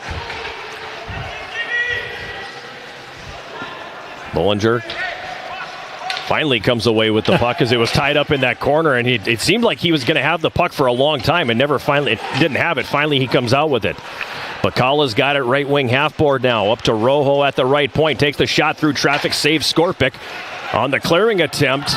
Not exactly sure what A.J. Reed was trying to do there. He sent it rink wide at about 150 miles an hour. Incoming! Hits his teammate and goes right back into the slot. Rojo in his own zone for Eau Claire. Ahead on the right wing, Bacala. Poke check just inside the line by Danziger. Then Dauphiné clears. Rojo gets it back. His pass goes off the skate of Bacala. Comes free to Herzberg on the left wing, and his shot directed away with the blocker by Skorpic. Now Bacala along the end board. Up top, Green at the left point. Rojo at the right point. Now Green in the middle. Snaps the shot that goes wide, and Skorpic will smartly stretch out and cover that one up. And we're going to get a face-off here in the Yellow Jacket zone. Get the same gear the Yellow Jackets wear by visiting the Yellow Jacket Sideline store. Browse the latest styles of gear, including shirts, hats, sweatshirts, outerwear, and more. The Yellow Jacket Sideline store can be found at uwsyellowjackets.com/shop. Yellow Jacket Hockey and Bills Distributing are partnering to benefit Folds of Honor for the 10th year in a row. Every time the Yellow Jackets score a goal at home, Bills Distributing will donate $20 to Folds of Honor, helping provide scholarships and educational assistance for the families of fallen or severely wounded servicemen and women and first responders. And that's appropriate because tonight Bills Distributing is in attendance. They have their corporate night going on here, so if you are standing in the press box like Jason and I, and you look to our left, you will see a whole bunch of people over there that are here because of Bills Distributing. Having a good night. And hopefully we don't need a first responder for Teddy. Maybe we will. I don't know. It wouldn't be the first time he's taken a tumble in this building, I can tell you that. He's in full jungle gym mode right now. He had a game tonight, too, and I don't know where he's got the energy. He should be home right now because he skates again at 10 a.m. tomorrow up in Woodland. Oh, yeah. So I would like for him to be home, maybe carving up a little bit and getting some rest, but he's having none of it. He's here pounding on the glass instead. Yeah, campus police are going to work you out of there pretty quick, buddy. You're not supposed to do that. Face off to Skorpic's left with 8:18 to go here in this second period. 1-1 the score. Jackets win the face-off. Nice. Get the parade route ready as Evan Axel goes up the right wing out into the neutral zone. Eau Claire will control here, and they'll come right back on the attack. Gans on the left wing. Throws it into the high slot. Larson intercepts and comes back the other way. 3-on-2 for the Jackets at center. Now Larson into the high slot. Dauphiné kind of handcuffed him a little bit, and now back the other way. It's Hoyard on the breakaway. Goes to the forehand. A shot, save, rebound. They score. Hoyard with stuck behind the D and had his shot stopped, and then following up the play and burying it is Dronin, and it's 2-1 Eau Claire. Oh, there's no way to sugarcoat this one. Just a really, really awful zone entry on a 3-on-2, and then it backfired and went the other way really, really fast, and unfortunately nobody caught up to the trailer, who had a wide open net to shoot it into after Skorpic made a good save. Time of that goal, 12:09. And I know what Andrew Larson was trying to do there. Yep. He's trying to throw it in the slot. Nickerson wasn't in the position to get the puck, and with how Dauphiné had to reach, there was nothing he could have done with that. Right. The better play is carry it or take the shot. Yeah, just that pass just wasn't there, unfortunately. Yep. 2-1 Eau Claire. At the Yellow Jacket blue line now, it's Ryder. Eau Claire was number 26, Matt Dronin. He got an assist from number 39, Dane Hoyard, and number 19, Max Rojo. So Rojo and Hoyard getting the assist. 2-1 Eau Claire. 7.5 to go here in the second period. Kagawa's pass gets deflected, and that's going to come back out into the neutral zone. Picked up there by Tyler Ryder, and he'll flip that back to center. Bouncing puck knocked out of the air nicely by Carter Bradley of Eau Claire. Now Clemenson on the left wing has his pocket picked, and back the other way with it is Inglis. Broken up at the Yellow Jacket line. Ryder floats a backhand pass into the Eau Claire zone, and they will quickly come back on the attack. Trey Ganetz now up the left wing, crosses the red and dumps it in. It comes behind the Yellow Jacket net. Taken here by Ryder. Sent up the left wing boards, and Rojo's got it at center. Nobody closing in on him, really, so he dumps it in, but gloved and played back the other way. Now it's Danziger ahead for Clemenson. He gets a stick on it. Clemenson driving into the net, swings and misses at the puck. Eau Claire back the other way across the Yellow Jacket line. Herzberg takes the shot, saved by Skorpic, and then he'll drop down and cover. And a face-off coming in the Yellow Jacket zone. So you get an instance there where you have a little bit of a rush because you caught him on a line change, and their guy comes off the bench behind the D, and they're so good at that stretch pass that he ends up with a grade A opportunity.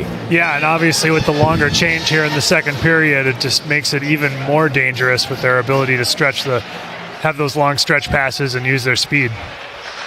Centering feed comes into the slot. Yellow Jackets break it up, and back the other direction now. Yarmalnik for Mikish on the left wing. He crosses the line, takes a long shot, gloved and held by Guchar.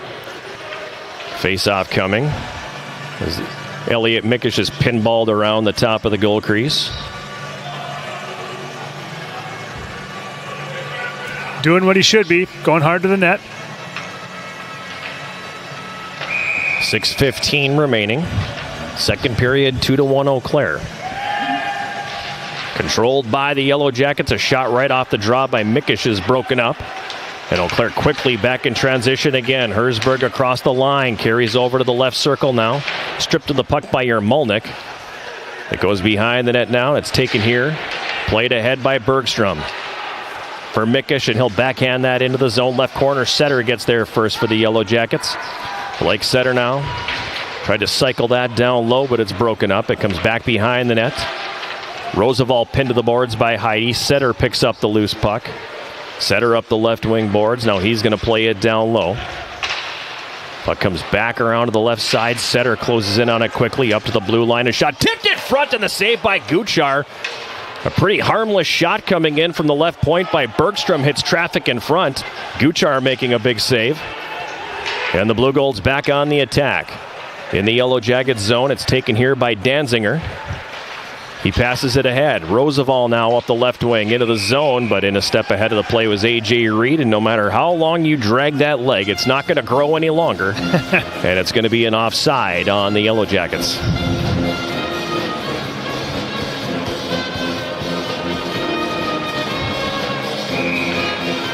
This is kind of a ho-hummer of a game, and it's not the most exciting tilt we've seen. No, and kind of a no-hitter as well. There's one. A.J. Reed knocks down a defenseman behind, and it creates a turnover momentarily, but Eau Claire able to pass their way out of that.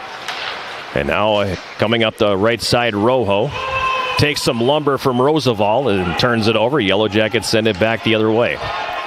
Carter Green chasing it down. He'll bank it off the end boards behind the net. Rojo's got it now. Drops it into the slot. This is Green. Across the red line, and he fires it in. Skorpic out of the goal. It hops over his stick. Eau Claire winning the race to the loose puck again. Picked up here by Riddle. Up the right side, chipped to center by Reed, and then it's going to be dumped right back in. Tyler Ryder for the Jackets. Clears to the neutral zone. Glove down there by Bradley. Gives that one into the middle. A.J. Reed swinging and missing on the check as Galinshin contorted his body to get around, and now we're going to get a stoppage in play and too many skaters on the ice for Eau Claire. And I believe it's going to be a Yellow Jacket power play. Great opportunity here if that is indeed the case. Still no door open. I'm assuming that it's what it's going to be. Or maybe not. Oh, it was an icing call, and they were making sure they had the right player on the ice. I thought they were calling too many, but I didn't see the universal signal for too many skaters. So, at any rate, face-off won by the Yellow Jackets. At the left point, Gibbs walks, fires, and that one just misses wide. It comes back behind the net. Now Shea has got it for the Yellow Jackets. Right wing corner, leaves it behind the net for Dauphiné. Puck comes back to the right corner. Controlled here by Shea. He's tied up along the wall. Ganetz has it for Eau Claire. Throws that up the right wing. Galinshin clears. Whitehouse gets it back and plays it quickly the other direction, but it was out of the reach of Cade Shea. Icing waved off. Shea on the right wing. Sends it down low into the right corner. Or left corner, excuse me.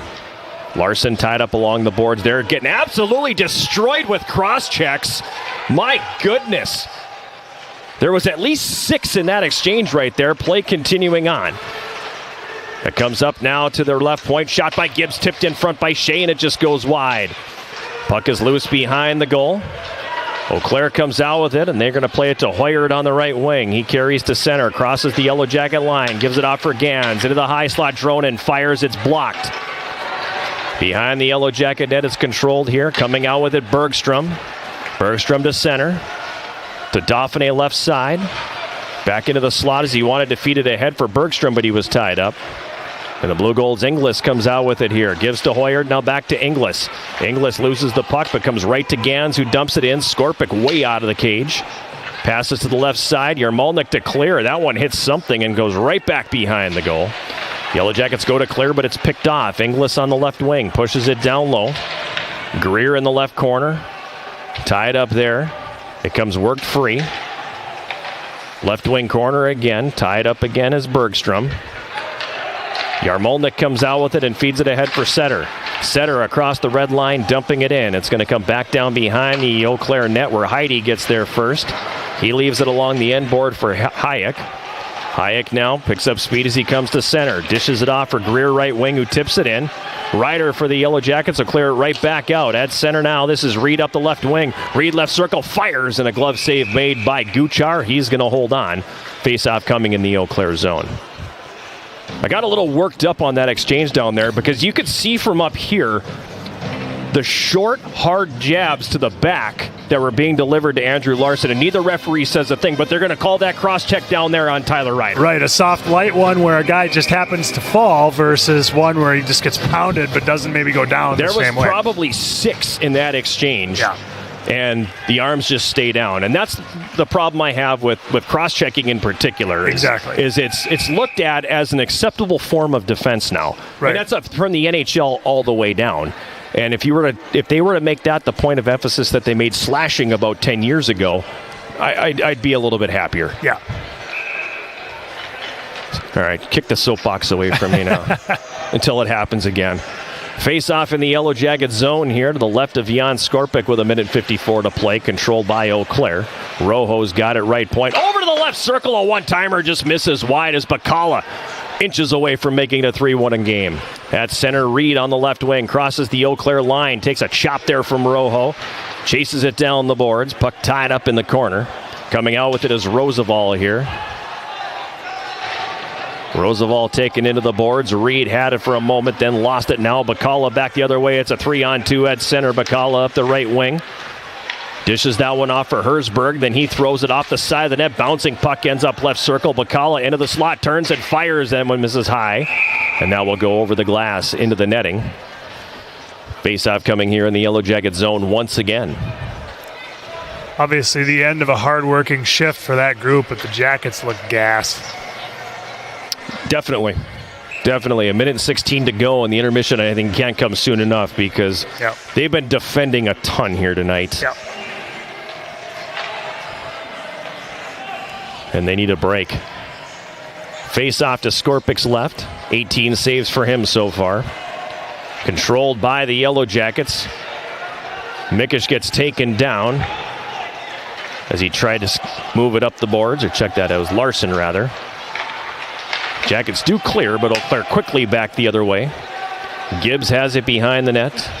Leaves it along the end board now for Larson. Back up the left wing boards for Gibbs. He moves it to center. Kagawa across the line. Kagawa for Shea right circle. A shot deflected in front, and that's going to be gloved by Guchar.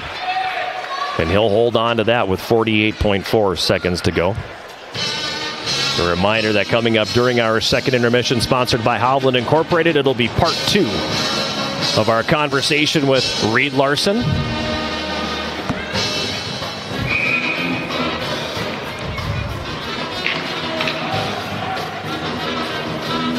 Meanwhile, Andrew Larson will take the face-off for the Jackets here. Clearing attempt held in.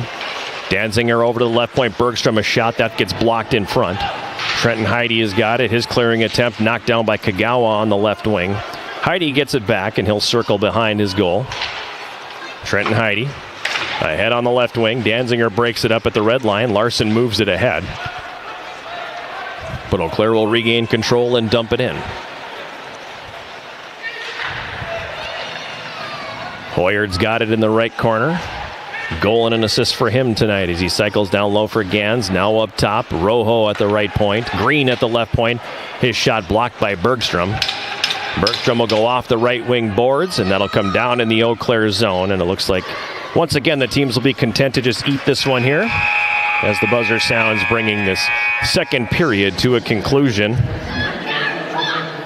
Tough one for the Yellow Jackets here, Jason, because we've talked about the speed plenty tonight, but the speed really created fits in the second period because they couldn't get off the ice. Yeah, absolutely. With the long change, it really emphasized that speed that Eau Claire has. And Yellow Jackets spent a lot of time defending, having to work really hard in their own defensive zone in that period. I guess the positive news, the glass half full side of the equation, is that it's a one-goal hockey game.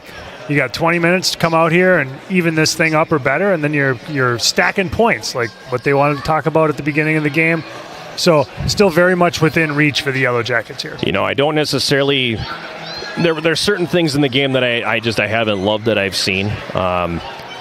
Again, the speed is part of it, and it's really hard to, because you can't outwork speed. You know, you can outsmart speed, but you can't outwork the speed that we are seeing Eau Claire deliver here tonight, and it makes it really tricky. And how do you do it?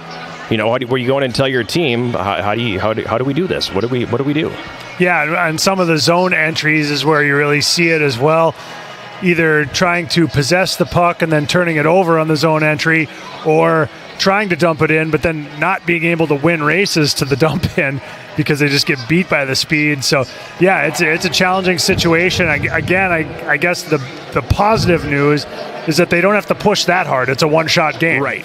So they can stay within their game and play their style and not have to push at this point. And hopefully they can just find one early in this third period and get back to level. Please tell me the first puck that got thrown out before they even introduced the thing did not belong to my son. I mean, he threw it on the ice during the game last year, so, you know, why not, right? I'm looking down low. I don't think Abby has anybody here for this second intermission. So at that point, we will take a timeout, and we will come back with part 2 of our interview with former Yellow Jacket Reed Larson on the latest installment of Where Are They Now? 2-1 Eau Claire after 40. You're listening to Yellow Jacket Hockey on 91.3 KUWS Superior and Yellow Jacket TV, an affiliate of the WIAC Sports Network.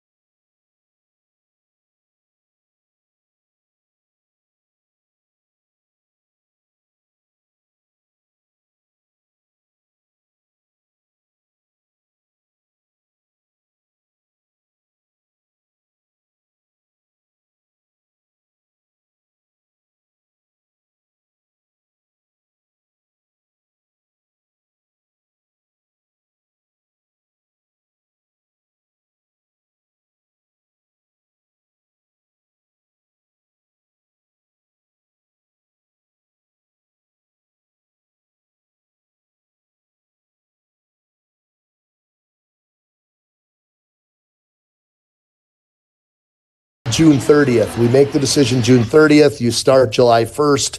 You're on the staff.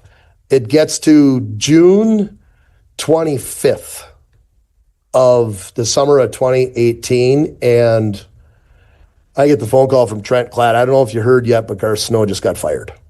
They're hiring Lou Lamoriello. He's like, I don't know what's going to happen. And I'm like, oh, crushed. Like, here's my chance to scout the NHL. The director of scouting wanted me. He had a job for me. I was going to have a salary. It was perfect. I could do that and teach at the same time. And they fired the general manager. He wasn't sure if he was going to have a job or not. And he's like, I can't guarantee anything right now. I'm going to keep putting in a word for you. Well, lo and behold, when Lou Lamoriello came through, he cleared house. He kept Trent Klatt, but Trent Klatt's idea was I wanted to have two scouts in Minnesota because he was moving to Michigan. So he wanted to have two here. He wanted to have Kenny Jernander, who played for the Gophers and is his brother-in-law. He wanted to have him as the full-time scout, and he wanted a part-time scout for me to take care of high school hockey in the USHL. And Lou Lamoriello said, you don't get two in Minnesota. You're going to have to go help, hire the full-time guy, get rid of the part-time guy. Gone. There, I had a cup of coffee waiting for me for the NHL. Before I got a chance to take a sip, gone. So then I'm sitting there with no coaching jobs, moving to Grand Rapids, and I had Pat Rendell, who was currently at the time the Bantam AA coach for Grand Rapids, reach out to me and say, are you interested in coaching Bantams at all? And he told me the coaching staff, and I'm like, oh, I'll come coach Bantams with you. So my first year, I coached Bantams at Rapids, and I was teaching health. So it was a good setup for me and a good start. But it was kind of a weird scenario how I landed it. I was like, yes, I'm going to get a chance in the NHL. Nope. Just kidding. It's a bummer when that coffee cup breaks before you can take a sip, right? Yeah, it was kind of like you grab that coffee cup, you're going through the drive-thru at McDonald's, you grab that coffee cup, and as soon as you get it, there was a hole punched in the bottom and all the coffee ran out. Well, that was the start of it. One place the coffee did not run out on you, though, was here at UW-Eau. So talk to me a little bit about your 3 years playing for the Yellow Jackets. You know, it was an interesting transition for me. I was a guy that had left lofty dreams of being an NHL, a Division I hockey player at UMD, and I started over at UMD, and I got cut from the team right at the Y2K switch. And at the Y2K switch, when I got cut, I remember sitting there in front of rest in peace Mike Surdich saying, I don't got a spot for you. Let me pick up the phone. He makes one phone call to Nelly. Nelly picks the phone up, says, get him over here. I'm in the car, and then 15 minutes, I'm sitting in Nelly's office he's going, what do you want to do? I want to play hockey. He's like, well, then finish the semester and get over here, and we get things going. And that was the start of it. The first year that I was there was Y2K. It was 2000. It was the year 99, 2000, and I was there, and I didn't get to dress at all that second semester. We were pretty stacked, as you know. You were on the staff at the time, and we were stacked. We had some guys on the team, and we ended up hosting that year the Frozen Four there in Superior, and we ended up getting a fourth place finish there. But I never did anything but practice that year. They were kind of saving me, which is just fine. Coming back the next year, and I had some really, really big expectations for what I can do on that team, and that was the 2000-2001 season, which you and I had some pretty fun times. You coaching me and helping me with the penalty kill and just being one of those grinders. The 3 seasons that I got to play there for the Yellow Jackets was like home for me. Superior was a second home. It still is. When I walk into that town and go into that community, I feel like I'm home. I walk into Westman Arena and I get chills when I walk in there. I felt like even though I was a sophomore, I felt like the way that I played, I tried to gain respect from my teammates because I played a certain way. And I think the way I did, I think that's how I gained their respect. I wasn't the guy that was going to go out there and score 50 points like a Jeff Galoa or an Ivan Prokic. I wasn't going to do that. But those guys that I got to play with knew that if I went in the corner, I was going to come out with the puck, and I was going to make sure one of those guys that can bury it was going to put it in the net. And I had the privilege of playing for 3 seasons with Colin Kendall and Josh Liebenow, and a little trips playing back and forth with Jan Poirier and some of those players, and Rob Whidden. I was on a line with those a couple of times, but we always aired back to playing with that line of Josh Liebenow, Colin Kendall, and myself. And it was like we were like almost like the perfect line. You had the setup guy, which was Colin. You had the goal scorer, which was Josh. And you had the gritty power forward, which was me. And I loved my role. I loved it. I remember the day that Randy Barker gave me the nickname The Animal. I think it was the day, and you probably remember this. It was in the Frozen Four where we played. We had lost the night before to Plattsburgh, and this was back when they played a third place game, which I think that might have been one of the reasons why they got rid of the third place game, because you're playing really for nothing. Yep. He just remembers me getting just blasted down in the corner, and I get up and I'm pissed, and I just start crossing over, and I'm doing circles, and I chase this guy from one end of the rink and plowed him through the boards. Of course, I got a 5-minute major on that because I ran him, but he's like, "You are just an animal." Holy, and I think it stuck for the next 2 years. That experience to me, going to the Frozen Four, the next year we're coming. And that year, Garves, you know this as well as I do, we had 30 wins that year. That was unheard of. We went on a how many game unbeaten streak? 19 or so? 19 game unbeaten streak with that team, and set the record for wins in a season for UWS season. That team, it was loaded. We should have won the national championship that year. I don't know how it happened that we didn't, but at any rate, that year was the best team that I've ever played on, by far. Coming into the next year, 2002, I mean, that had a great ending to it. It didn't have a very good start. The start of that season, Garves, was us going down to Lake Forest and St. Norbert's, and coming out of that first weekend with 0-2 barbecue. Like, we lost both games and we got pumped against Norbert's. Walked out of there, I think they had 7 goals on us. We went home, and a couple of guys got kicked out of the game. Rob Whidden got kicked out of the game for throwing some punches.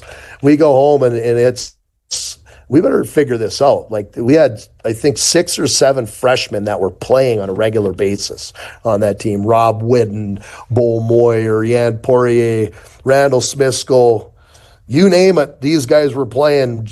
Wiggins, Lupul, these guys were in the line, but they're freshmen, right? They weren't veterans yet at this point in time, and it took some time, and Coach Stauber and Barks and Belzy and Dean Reed put their work together, and it went climbing the entire season to a pretty awesome finish at the end, and winning the national championship out there in Middlebury, Vermont was the best experience that I've ever had in any version of hockey, whether it's playing or coaching. Best experience ever. It's fun. That is former Yellow Jacket Reed Larson, and fun talking to him, and fun getting, hearing some of his recollections from his time here at UW Superior, and I can say with complete confidence that definitely was part of the reason that we do not have a third place game in NCAA Division III anymore. Without a doubt, was because he. I remember the play. He did get lit up, and he literally did start doing a lap and pick up speed and skated basically from that net all the way to the far bench, and just obliterated that poor guy from River Falls. Ended up blowing his knee out. Like, it was the end of the kid's career. So I feel badly for him at that point.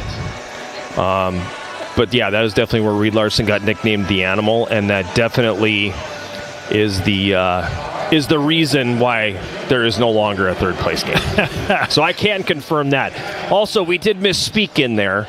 It wasn't a 19-game unbeaten streak. There was a 19-game winning streak in there. Wow. The unbeaten streak was 23. Wow. Yeah. Remarkable. Yeah. That they lost 3 games early in the year, and then didn't lose again until the national semifinal. So it was that was a really fun run to be a part of. I was an assistant coach on Dan Stauber's staff during that one, and it was an absolute blast to be a part of that. And that was the group where you knew we were going to win. It was going to be, what kind of game are we going to have to play and how many? Because you want to get to track meet, we could do that. You want to muck it up along the boards, we can do that. You want to play a special teams game, we can do that. And that was a really fun group to be a part of. That team, I think, that team deserved to win a national championship, I felt. Unfortunately, things unfolded in that Plattsburgh game the way they did. You outshoot a team 18-3 in the first period, and you're down 3-1. All 3 shots they took went in. Yeah. Hockey's a funny game sometimes. Yep. And I will forever remember the post game, because the NCAA makes you do the press conference, and Plattsburgh's head coach, Bob Emery, coming into that thing and going, best team doesn't always win, and that's what happened today. Yeah. He knew his team wasn't the best team, but he had the best player in the country between the pipes for him that night and that weekend, and they ended up winning the national championship. Right. A hot goalie can make all the difference. The Yellow Jackets got their revenge a year later when they smoked Plattsburgh in the semifinal before Nate Zimski won him a national championship against Norwich. So, right. Yeah. Fascinating group that he was a part of, and a couple really great seasons in there. And he was a guy that could definitely make a team better, and we experienced that with our intramural team at UMD that ended up having an embarrassment of riches with Reed Larson on that team before he came over to UWS. He was biding his time there in that intermediary time playing for that team, as was his brother, the Coulter boys from Grand Rapids, Vekic from Greenway, a cast of characters from the West Range that were pretty good and had a string of, I believe it was 3 years, where they did not lose a single intramural game. Speaking of 23-game unbeaten streaks, holy cow. Yes, it was pretty fun playing with those guys. My job was to play right wing, put my stick between the left wing's legs, and let those guys go around the corner and score. There when you could do that. Yes.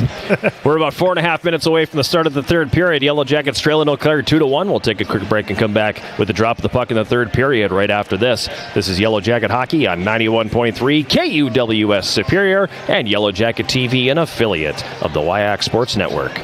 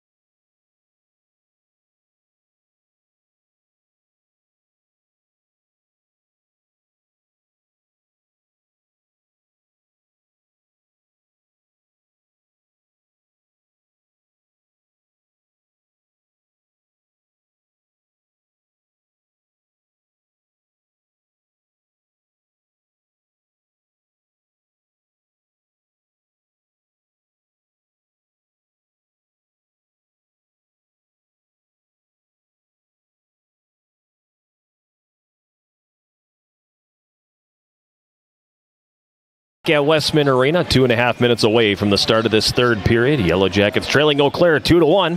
1-1 game after one period. Eau Claire opening the scoring at 3:16 of the first. Dane Hoyard 6th. Yellow Jackets tying it at 14:59 of the first period. Third of the season for Andrew Larson. 1-1 after one.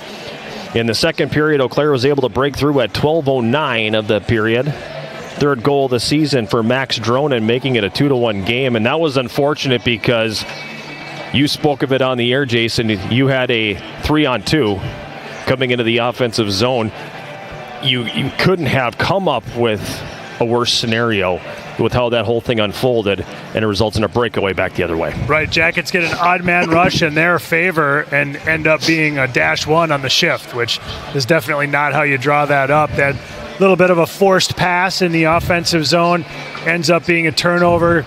quick transition the other way. Skorpic makes a very good save on the first shot, and you feel like, wow, yeah, maybe we dodged a bullet, except nobody picked up the trailer. No one grabs the trailer, and he has a wide open net to tuck that thing into. It's third of the season for Max Dronen. Hoyard and Rojo got the assists. And that's where we stand now, 2-1 Eau Claire after 2 shots in the second period.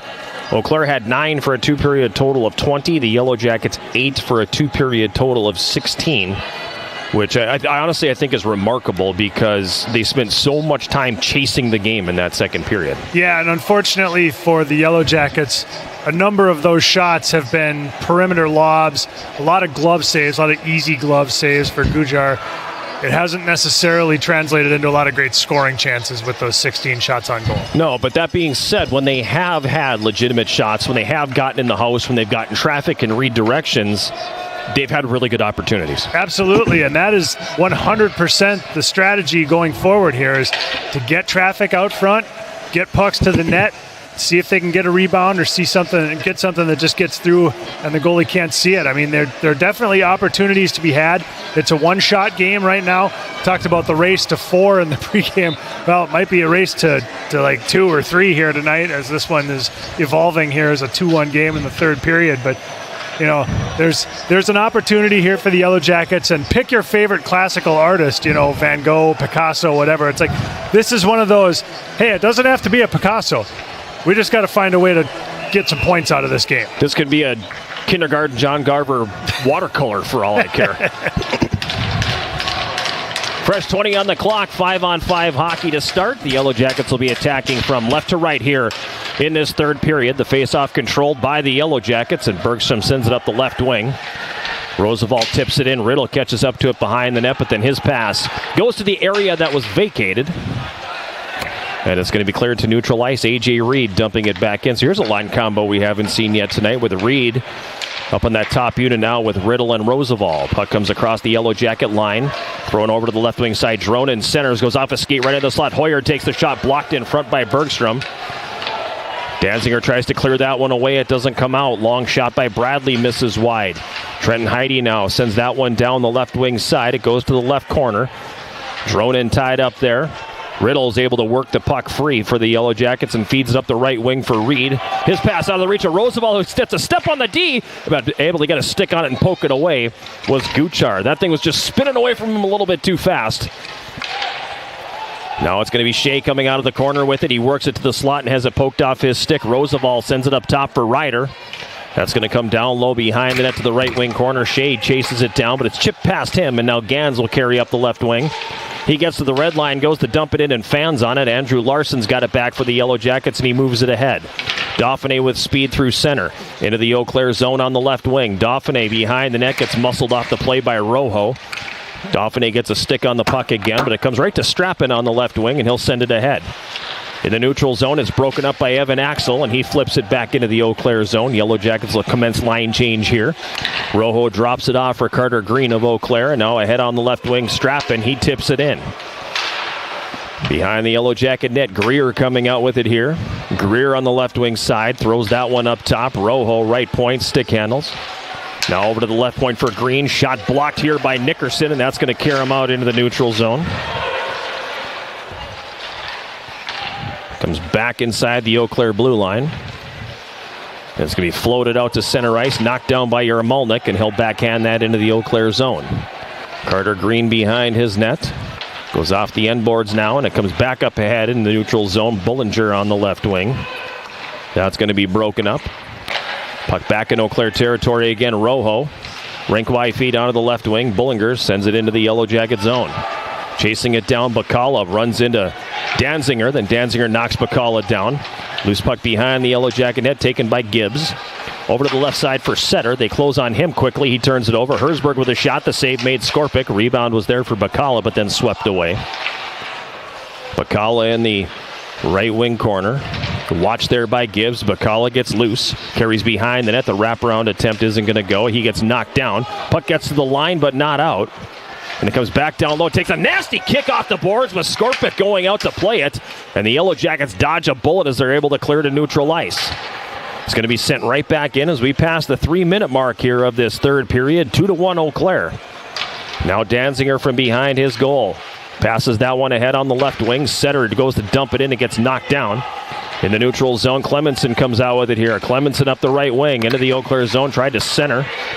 Was looking for Herpner going to the net, but it was picked off. And now back the other way they come. Galenshin on the left side dumps it in. It's wrapped around the boards. Kagawa able to block the shot from the blue line, and it comes to neutral ice. Ganetz has it here for Eau Claire. For Peterson on the left wing. Jackets break it up. Herpner gives for Clemenson. Clemenson's pass is intercepted again, and that's going to be driven back down behind the Yellow Jacket net. Clearing attempt held in by Ganetz at the left point, Does come out into the neutral zone. Herpner's got it now for Ryder. He mishandles at the red line, and it comes back to the Yellow Jacket line. Now at the red line on the left side, Ryder dumps it in. Guchar gloves it and settles it down. Carter Green plays it back the other way. It comes the distance, and that's going to be an icing call. With 4:07 elapsed here in this third period. Great pace to start the third period. Unfortunately for the Yellow Jackets, the bulk of it, they have not had the puck. And it's just so frustrating to play this way where shift after shift after shift, you're just defending the whole shift. Face-off will be to Guchar's right. Jackets win it. Gibbs walks to the middle, takes the shot, stick save Guchar. He directs that to the left wing corner. Green to clear, Gibbs holds, long shot that hits traffic in front. Eau Claire clears, batted out of the air beautifully by Gibbs. They say no high stick, and then he'll dump it back in. Now Rojo flips that into the neutral zone, gloved out of the air by Riddle. He has to wait for Roosevelt to get on side. Rojo's got it again. Gives it in the middle for Green. Green's pass finds Dronin on the right side, and we'll get a stoppage here as Eau Claire will be called for the offside. Face-off outside the Yellow Jacket blue line. As you've pointed out, I mean, there are goals available for UWS, but they just have to be able to sustain some offensive zone time here, so those offensive players aren't burning their entire energy just defending for 45 seconds and then, getting off for a line change. Shea up the right wing. Mishandles at the red line. Recovers and then sends it into the Eau Claire zone. Bradley gets there first. He'll wrap it around the right wing. This is Greer. He carries to center. Passes ahead and Strappin tips it into Yellow Jacket territory. Strappin behind the goal. Pokes it to the right corner. Nobody there for the Eau Claire. And coming out with it here, Dauphiné, but he can't carry it out of the zone. And the Blue Golds will fire it to the left corner. Jackets get it back and play it to the line, but Heidi holds it in. Now he's pushed out of the zone, and the Dauphiné back the other way. Dauphiné fires from the circle, and a save is made by Guchar. Rebound was there for Shea, but he was unable to get a stick on that. Shea and Dauphiné caught deep behind the play. Yellow Jackets forced to play catch in the neutral zone. And finally, it's going to be dumped in here by Dauphiné. From behind the net now, carrying it out to center. Herzberg for Eau Claire flips it in. Ryder giving chase, but he didn't know Herzberg was closing on him at warp speed. And the Blue Golds able to establish the forecheck again now. This is Rojo walking it down from the right point, throws it into the slot, picked off by Nickerson. He'll start it back the other way, coming up the left wing. He sends it into the Eau Claire zone, but Green easily clears that back to neutral ice. At center, Whitehouse up the right wing boards. Whitehouse carries it deep. Whitehouse behind the goal, tried to center. It hits the cage, comes to the right circle. Nickerson down low, Kagawa. In the slot, Yarmolenko, a point-blank drive, and the save is made by Guchar. Really nice three-way passing there by the Yellow Jackets, and a great opportunity for Yarmolenko in the slot. Inside the Yellow Jacket blue line now. This is Roosevelt. Spins away from a checker, comes to center, gets tripped up. It's going to be a penalty on Eau Claire, and the Yellow Jackets are about to go to the power play for just the second time. Yeah, good sequence for UWS there. Some good possession, nice passing, good scoring chance. See if they can build on that here with the man advantage. 6:36 the time of the penalty. Tripping the call, Cade Peterson is the guilty party. Second power play for the Yellow Jackets. The first one was only 14 seconds long. So this really is the first opportunity with the man advantage for them. The power play sponsored by Superior Water, Light, and Power. Clean, reliable Superior. That's SWLP. Yarmalnik, Roosevelt, Reed up front, Ryder and Axel, the defenseman, as the Jackets go 3 forwards and 2D. Puck is in the left wing corner. Yarmalnik runs his man into the wall, but the Blue Golds come out with the puck, and they're going to send that all the way down the ice. Skorpik out of his net. Hoyard closing on him. He plays it for Axel, now behind the net for Ryder. And Ryder passes up the left wing. Roosevelt comes off the boards, cuts into the middle. His pass picked off. That's going to be sent all the way back down into the Yellow Jacket zone. Ryder will come out from behind his net again. Over for Roosevelt, left wing. He crosses the Eau Claire line, works it all the way to the right wing side. Axel throws it down low. Reed around to the left wing, Yarmalnik. Now up top, left point Ryder, right point Axel. Axel one-timer, top of the right circle, gloved and held by Guchar. And he will hold on. Face-off coming here in the Eau Claire zone. Very aggressive penalty kill by UW-Eau Claire. I think when you have that kind of speed, you can.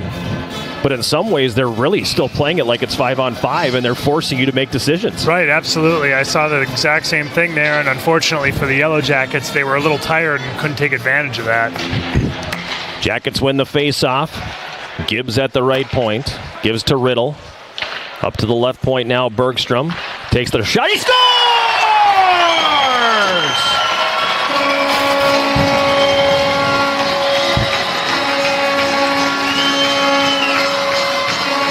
Carbon copy of the Yellow Jackets' first goal, and that Logan Nickerson was parked right on the top of the blue paint, creating a perfect screen.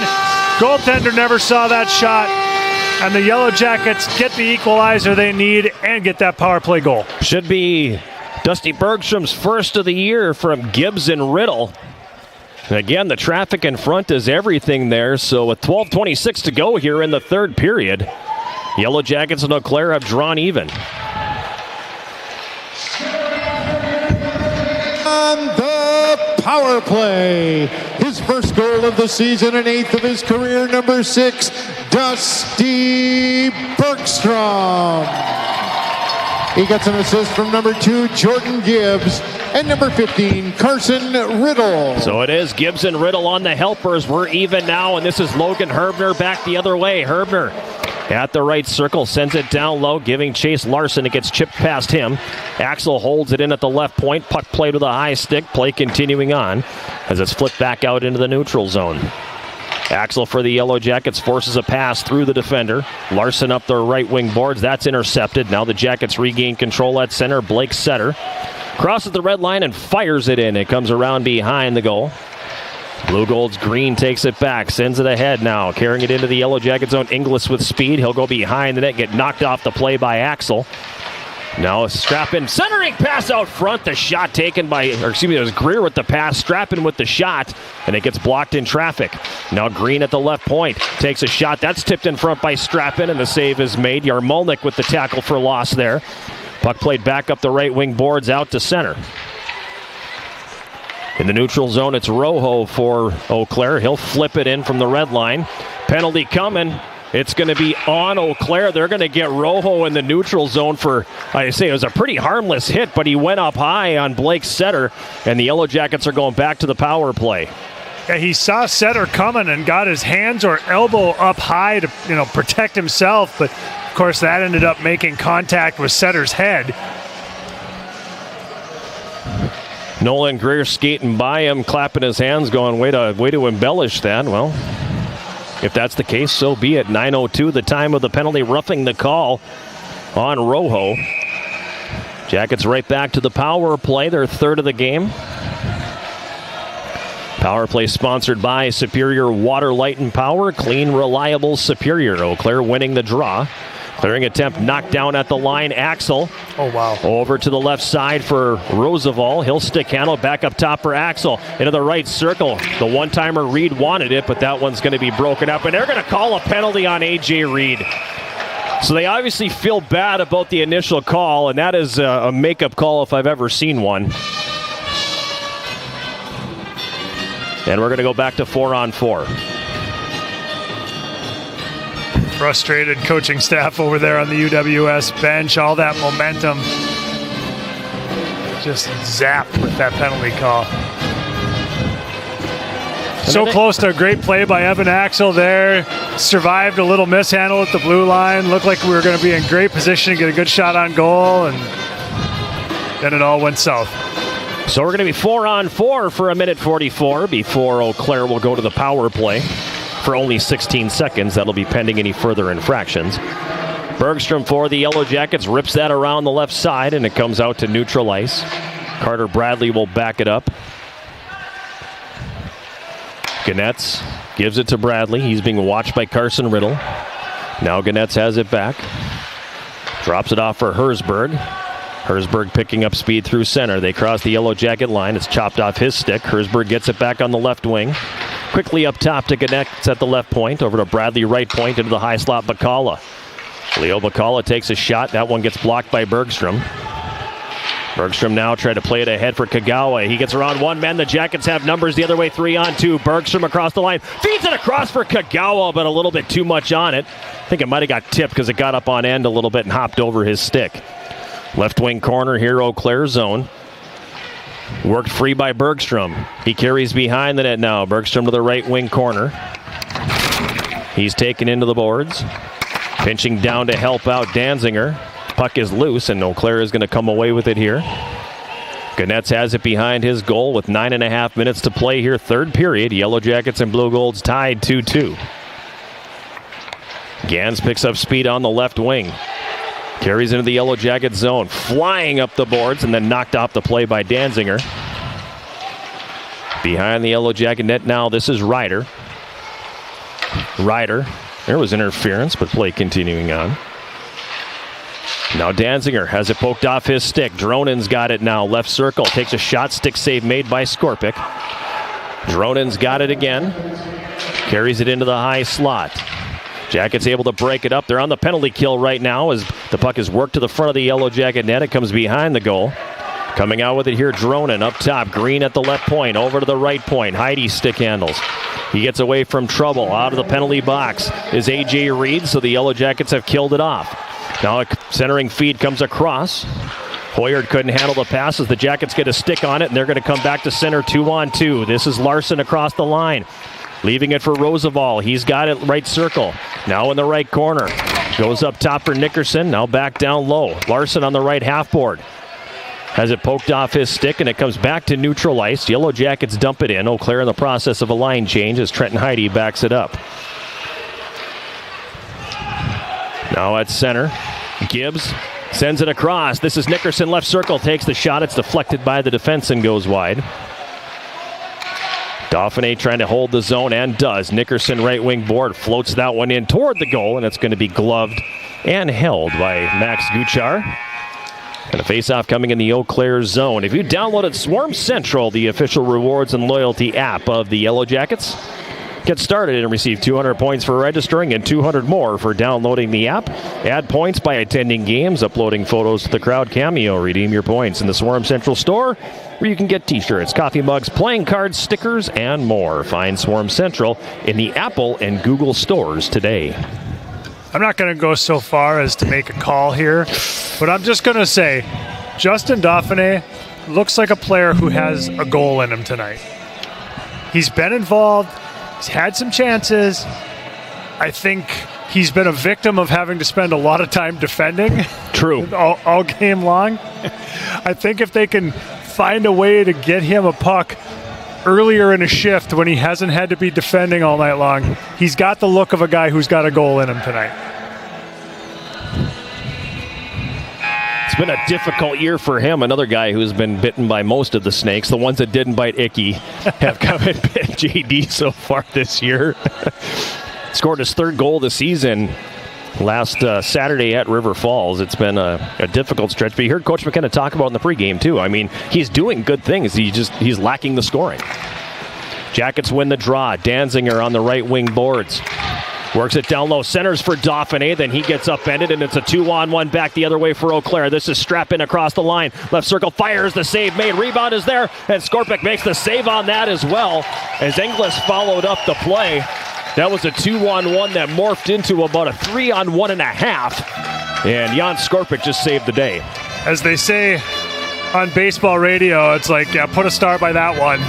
That save sequence there by Skorpic was what gives UWS a chance to collect some points here. That was a biggie. Little Bismarcky from the Full Metal Jackets. I love it. Oh, baby, you got what I need. Jackets controlling it here. This is Ryder passing to the middle for Riddle now over to the left wing. Across the line, it's Reed back up top for Riddle. But Gannett stepped into that and broke up the play. Kagawa on the left wing pushes it down to the corner in the Eau Claire zone. Bradley to clear. Goes off the stick of Riddle. Held in momentarily by Tyler Ryder, but now it does come out into the neutral zone. Herzberg into the Yellow Jackets zone. Right wing circle. A backhand shot sticked away by Skorpic. Now the puck comes back up top at the right point. Stick handled there by Rojo. He throws that one back to the left side, but it comes out into the neutral zone as Kagawa forced that bad pass. In the neutral zone now, this is Bullinger for Eau Claire. He gets it to the Yellow Jacket line, but it's broken up. Bouncing puck. Batted out of the air by Reed. Drops that one off Kagawa. Now Riddle. Riddle in the left circle gets stood up nicely by Carter Green. Didn't allow Riddle to take a shot or dish to either one of his wingers who were both moving in the right spots there. So there was an opportunity to be had. Instead, Eau Claire's got the puck behind their own net with 6.5 minutes to go. Green up the right wing, crosses the Yellow Jacket line, but in a step ahead of the play was Gans offside. Unhappy with that call. He smacks the boards behind the net. But the same thing holds true there that I said in the second period. You can drag that foot all you want. Your leg's not going to get any longer. Doesn't get any longer. Unless you're Inspector Gadget, and Go Gadget leg just lets you hold that line. 6:29 to go here. Third period, Yellow Jackets and Eau Claire tied 2-2. It hasn't been the most exciting hockey game, but it's morphed into a good one. In the neutral zone, Larson backhands that into the Eau Claire zone. Jackets have to tag up, so Rojo will start it back the other way. And across the red line, they dump it in. Skorpic out of the goal, wraps it around on the left wing. Dauphiné has that play broken up. Dauphiné gets it back. His rink-wide feed goes off of his skate, comes right into the slot, and Hoyard's got it. Hoyard now left corner, gives it to Gans. He's got it on the goal line, throws it behind the net off the stick of Hoyard. Now the Yellow Jackets regain control, and Larson clears that. Batted out of the air at the line by Hoyard. Following the play, this is Gibbs, and he'll fire that hard into the Eau Claire zone. Comes around the left wing boards. It's chipped past Yarmolnik to the neutral zone. Setter able to knock it down, and he plays it in. Jackets finally are able to tag up. Meanwhile, Heidi has it behind the net. 5.5 minutes to go here, third period. 2-2. Yellow Jackets and Eau Claire tied. It's played back the other way and comes all the way down, and that's going to be icing on Eau Claire. Face-off coming back into the blue-gold zone. I don't have the third period face-off stats in front of me. I can do math quick if you want me to. But it feels like the Jackets have been a little more competitive in the dot since the first period anyway. Like, it felt like the second period was an improvement on the first. 8-3 superior in the third period. Okay, yeah, all right. So I was feeling right. Good. Eau Claire wins this one, however. The curse of the broadcaster bites at the Jackets Sorry, on that one. Puck inside the Yellow Jacket blue line now. This is Bergstrom from the left wing. Rink wide to the right, Nickerson, and he'll fire it in. It comes around behind the Eau Claire net. Setter bats it behind the goal. Yarmolnik giving chase. Now Green for Eau Claire. Throws that up the right wing boards. Clearing attempt held in by Nickerson. A long shot taken there from just inside the line, and Guchar uses the blocker to direct that one out of play. Face-off coming with 4:56 to go in the third. It will be interesting to hear if there was a specific adjustment made on the face-off circle, or if it's just kind of the luck of the draw, pardon the pun. Ah, I see what you did there. That's a good dad joke. No luck of the draw there, however. Now I'm 0 for 2 since I started talking about it. All the way down the ice, and it's icing. We're going to get one more try. Here we go. Evan Axel kind of nonchalantly went back on that one, now realizing that Strappin was coming with a full head of steam behind him. Strappin's made an impact in this one. We've called his name a lot. He's flying around out there. Face off again to the right of Guchar. Controlled by Eau Claire once again, even though I think the Jackets won that one. And they will again send it all the way down. Huh. That's one way to kill the clock. Yeah. 9 seconds at a time.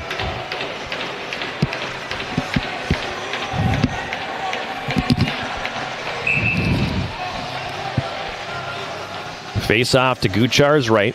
4:42 to go. Jackets win the face off, but the Blue Golds able to break up the centering pass. Up the left wing, Strappin. He sends it in. Axel giving chase. Inglis collides with him. The puck is loose behind the Yellow Jacket net. Inglis has it now. Throws it into the right circle. Shot taken by Greer gets blocked. Yellow Jackets come back on the attack with Roosevelt, and he'll pitchfork a backhand to the right wing corner. Giving chase Reed. Reed tied up by Green. Riddle in on the forecheck. Loose puck picked up by Rojo behind the net for Eau Claire. Up the right side for Greer. Left side, Green, back over to the right. Strappin tips it in. Yellow Jackets will settle it down and come back up the right wing. Riddle tips that one into the Eau Claire zone. Doesn't get it deep enough, though. Wanted to go off on a change, then has to quickly dive back into the play defensively. Bacala on the right wing. Fans on the shot. Yellow Jackets coming back with Gibbs to center. Gibbs crosses the red. That was going to be broken up. He's back inside the Eau Claire line. Bradley's got it. Pressured there by Dauphiné. Gets it to center, but mishandling it was Larson, and Eau Claire back. But Larson, a nice job to pick the pocket of Herzberg just inside the line. Herzberg dumps it back into the Yellow Jacket zone. Skorpic gets a stick on it, slows it down, and it comes to rest in the right wing corner. Speaking of resting, or wrestling, if you will. Whitehouse tied up with Bacala. It comes behind the net to the left side. Yellow Jackets come away with it here. 3-on-2 if they can hustle now. Up the left wing, it's Dauphiné. Dauphiné across the line, forces it to the left circle. It gets broken up there. And the Blue Golds will come back. Herzberg up the right wing. He's 1-on-2. Peels away from trouble. Dauphiné accepts that loose puck. Jackets send it back ahead. Larson on the right wing tips it in. As we pass the 17-minute mark of the third period, Yellow Jackets and Eau Claire tied 2-2. On the left wing, it comes across the Yellow Jacket line. Dronin bumped off the play there. It's wrapped around behind the net. On the right wing side, Rojo quickly up top. Hoyard now. Heidi takes a shot left circle and misses high. Rojo on the right wing boards. Backs it up to the blue line. Now it comes back across to the left circle off the skate of Hoyard. Jackets will settle it down behind the goal. Bergstrom ahead for Dauphiné on the left wing. His pass for Nickerson, who comes across the Eau Claire line. Nickerson plays it deep. Could have been called for a hook there. Jackets get away with one, boy, because that should have been a hooking penalty. Now Hoyard backs that one up, and it's sent down into the Yellow Jacket zone. Jason didn't like that little exchange in front of the Eau Claire bench, but now the puck in Yellow Jacket territory. Yarmolnik breaks it up and passes ahead for Kagawa. Kagawa sends it into the Eau Claire zone and gives chase. First one there is Ganetz. Kagawa takes him down, and that's going to be a penalty. You absolutely could not ask for a worse situation than that right there. And it's going to be a power play with 1:54 to go for Eau Claire. Yeah, tough break for Kagawa here. He's just trying to be a hard F1, churning those legs and trying to go stick on stick there. And unfortunately, he was one step behind the player. Stick just got near the player's skates, kind of stepped on it, kind of hit him in the skates, a little bit of both. Player goes down. I don't blame the officials for making the call. You have to. Yeah, got to make that call there. Just tough situation. Obviously, Kagawa's not trying to trip him, but just a tough break for the Yellow Jackets. Now it looks like they're maybe going to take a timeout here. Yeah, it looks like Eau Claire is going to utilize their timeout. Kagawa for tripping at 18:06. That's so painful because he's working so hard. You know, you hate to see it backfire on him. You know, I guess the one thing you say is when you're pursuing that D-man behind the net and flushing him out, you can't take that little extra chop. You gotta keep your stick off the ice at that point until you get around the net and use your speed to catch him. Right. Yep. Yeah, the angles are just not in your favor when you're flushing them out that way. So it'll be the fifth power play of the night for Eau Claire. Two of those have been in the 15-second range. The Yellow Jacket PK and goaltender Jan Skorpic are going to be asked to come through in a big way one more time here. Watch a lot of Dominican League baseball in the winter. They've got this one broadcast crew that, they do the whole thing in Spanish, except frequently you'll hear one English phrase like, 7th, 8th inning of every game. The guy says, key moment of the game.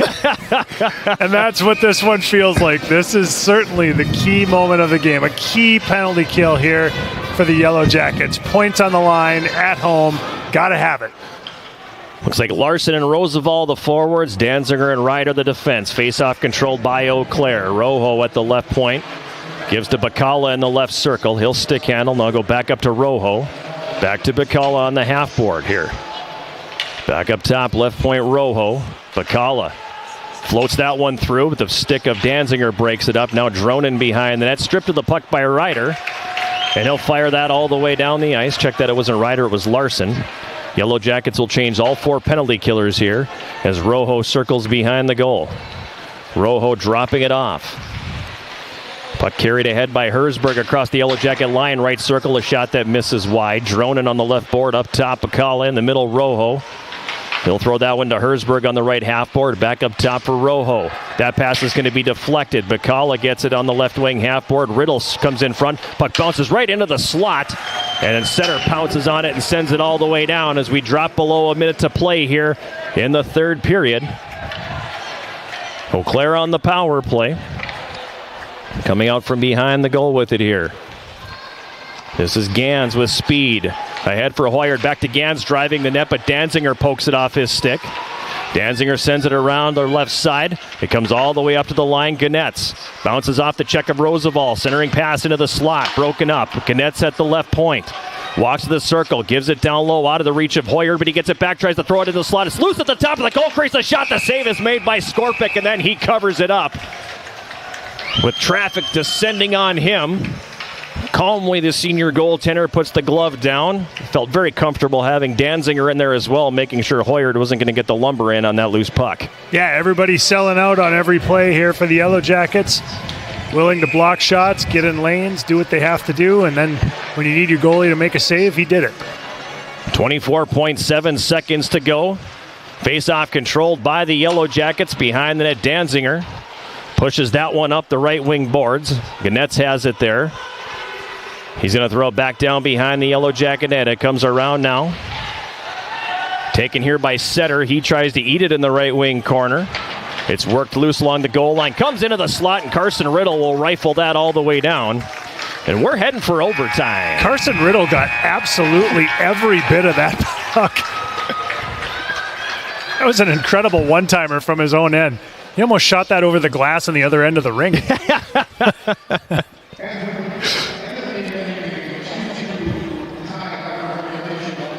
Oh, that's some brilliant penalty killing there by the Yellow Jackets. Fantastic stuff. So we head to overtime. Tied at 2. 2-minute break and then a 5-minute sudden death overtime period. The Yellow Jackets have earned a point with this one here this evening. And that's important. I mean, that's huge. Every point counts right now. Every point counts. Every point is important right now. And again, like we talked about, it doesn't have to be a Picasso, especially when you're missing some players, you got some injuries, you got some guys that are sick. You know, yeah, maybe it wasn't pretty, but you know what? That took a lot of guts to battle back from deficits twice in this game, get this thing even and get some points out of this game no matter what. That is fantastic. Now we'll see if they can find a way to build on it here in overtime. It'll be the third overtime of the season for the Yellow Jackets. They are 0-1-1. Their bread and butter a year ago was winning games in OT. They haven't had that kind of luck this year. This is their second consecutive overtime game. Eau Claire on the season is 2-1-1 in overtime periods. Their most recent time in the extra session came back on January the 17th when they defeated Hamlin 4-3. So each team getting a point. It's now a question of who gets the extra. One of the things we talked about in the pregame keys was specialty teams. Indeed. And what have we seen tonight? The Jackets get that power play goal and are perfect on the PK. Makes a big difference in tight games.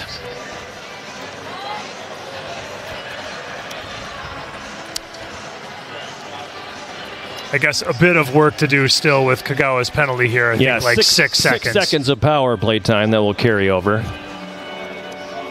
Should they make it through that, I believe that will make them 6 for 6 on the PK tonight. 5 for 5. 5 for 5? Okay.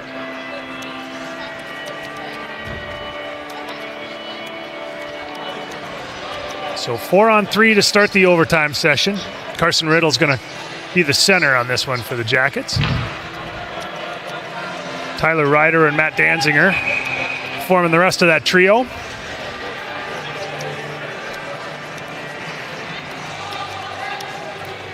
Herzberg will be taking the draw for Eau Claire.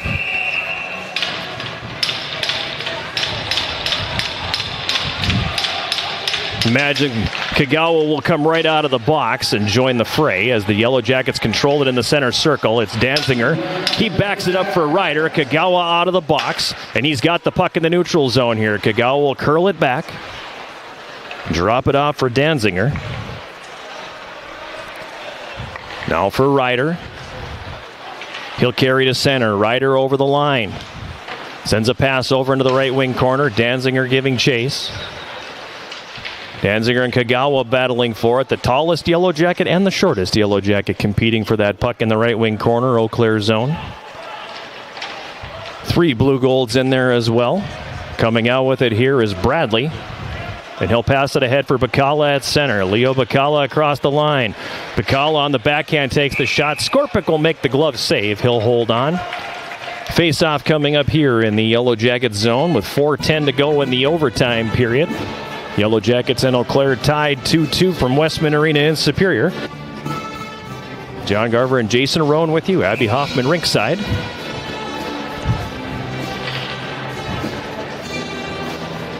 Now we dip down to 3-on-3.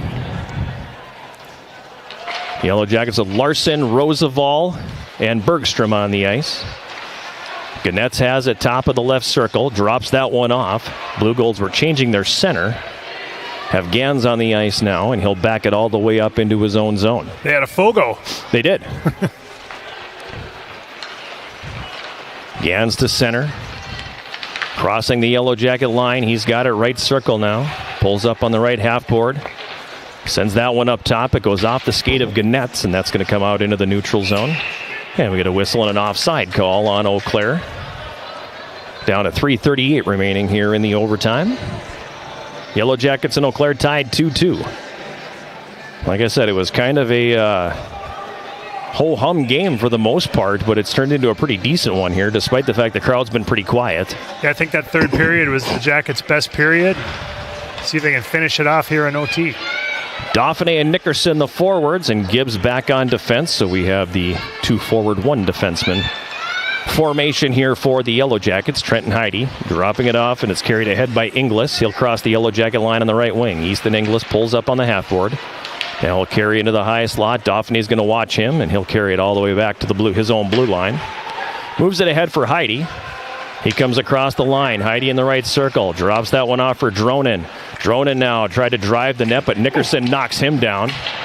Puck comes up the right wing side, and Gibbs is going to clear it out into the neutral zone here. Blue Golds will back it up,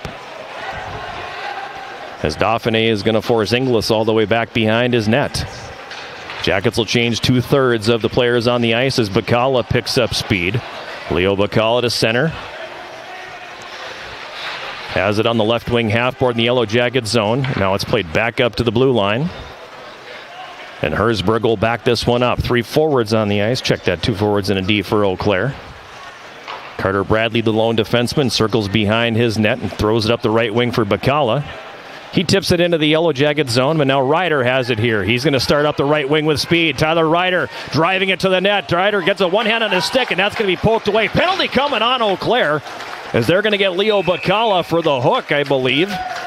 I just don't know if Bacala really believed that Ryder, a defenseman, was going to be willing to go with it and try to win a race with him there. But of all the Yellow Jacket defensemen, Tyler Ryder would be the one who might be willing to do it. Well, my guess is I don't know if he thought he was that fast. Right.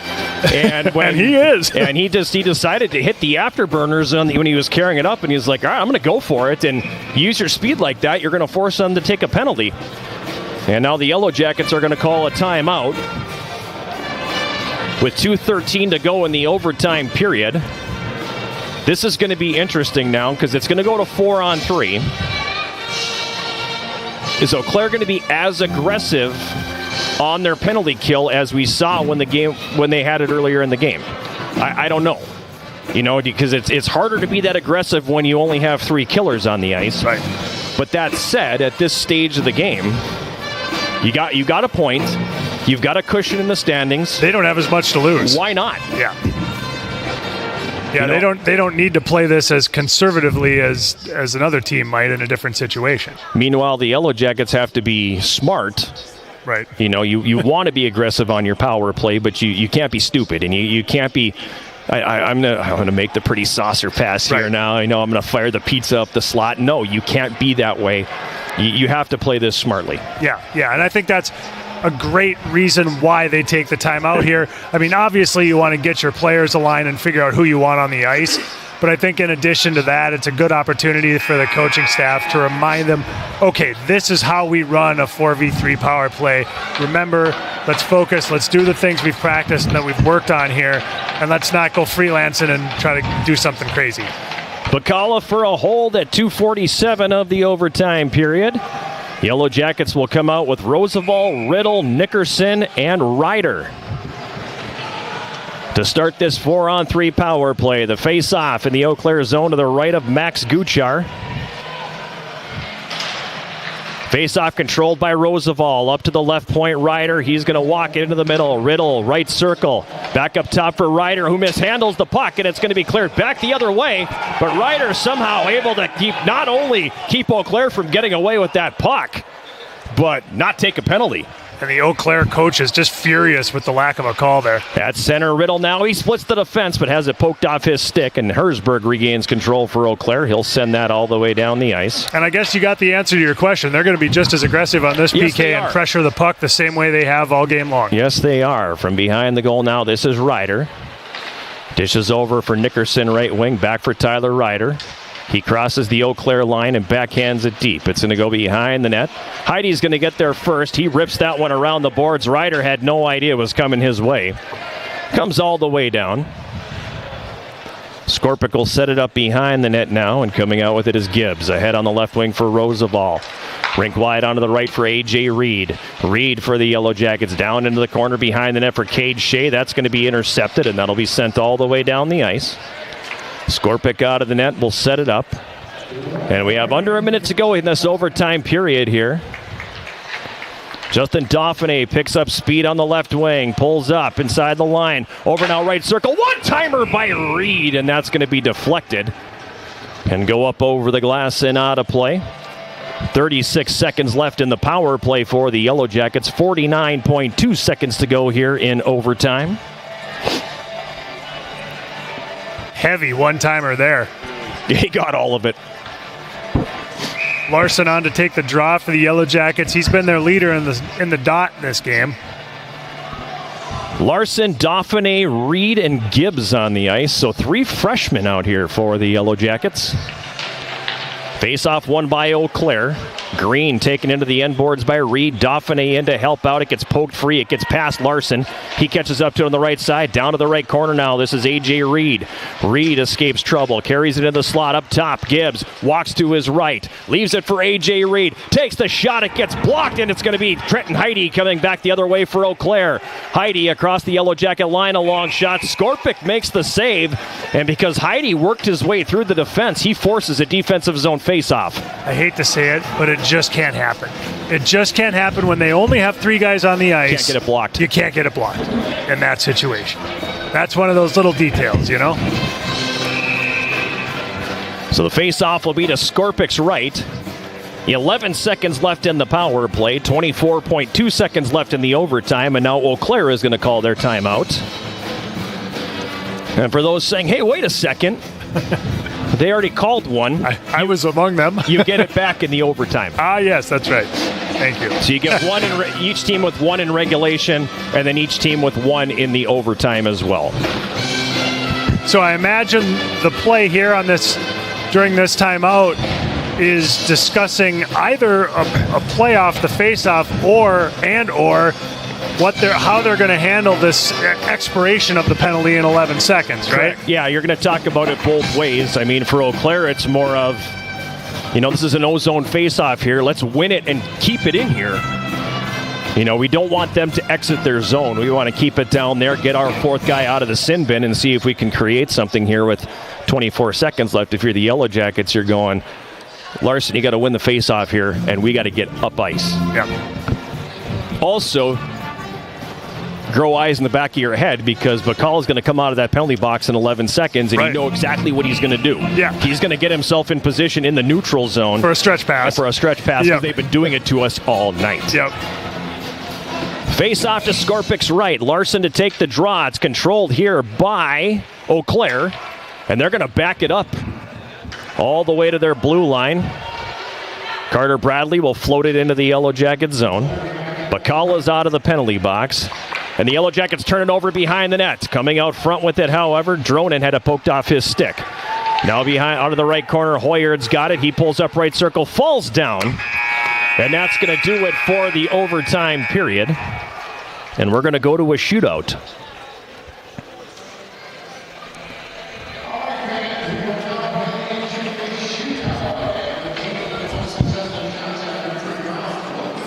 That was kind of an anticlimactic finish. It was. The strategy we mapped out for them, and it was just like, meh. Yeah, I was a little surprised when the Blue Golds backed it out and then just dumped it in, although it almost ended up working out for them because the Yellow Jackets turned the puck over behind their own net. So we go to the shootout. Teams will change ends once again. Even though Max Guchar seems to think he doesn't. The goalies are having a conversation here. This is funny. They're trying to figure out if they need to move or not. Yep. So Guchar gets the word right now from the officials that yes, he does need to relocate to the other end. So this will go in the books as a tie. And now we determine who gets the extra point by way of the shootout. I believe Eau Claire will shoot first. Each team will get 3 opportunities. If nothing is decided after 3, then it kind of goes to the sudden death version of things. Just the second shootout of the season for the Yellow Jackets. Got to go all the way back to November 8th. A shootout they won on the road at St. Olaf. Eau Claire, meanwhile, is in their second shootout of the season as well. Each team 1-0 in the shootout. First one to go is Trey Ganetz. He comes into the Yellow Jacket zone. The left-hand shot to the left circle. Pulls it, goes to the backhand and scores. Really slow approach there by Ganetz, but great backhander, top shelf. He came in very, very slow and worked the puck around the top of the crease and pulled the backhand going up high. Iki Kagawa now will shoot for the Yellow Jackets. He will pick it up now and come in on the left side, also rather deliberate pace. Slows up in the left circle, stick handles, and goes the backhand and scores. Pretty much the exact same thing, except he moved his feet. His feet were dancing a lot more, had a little shuffle going, but a beautiful backhand by Kagawa. It was the icky shuffle. Oh, gross. Now up for Eau Claire is Tyler Herzberg. Herzberg into the zone, comes right down the middle. Left circle takes the shot, pad saves Skorpik. There was no chance he was scoring.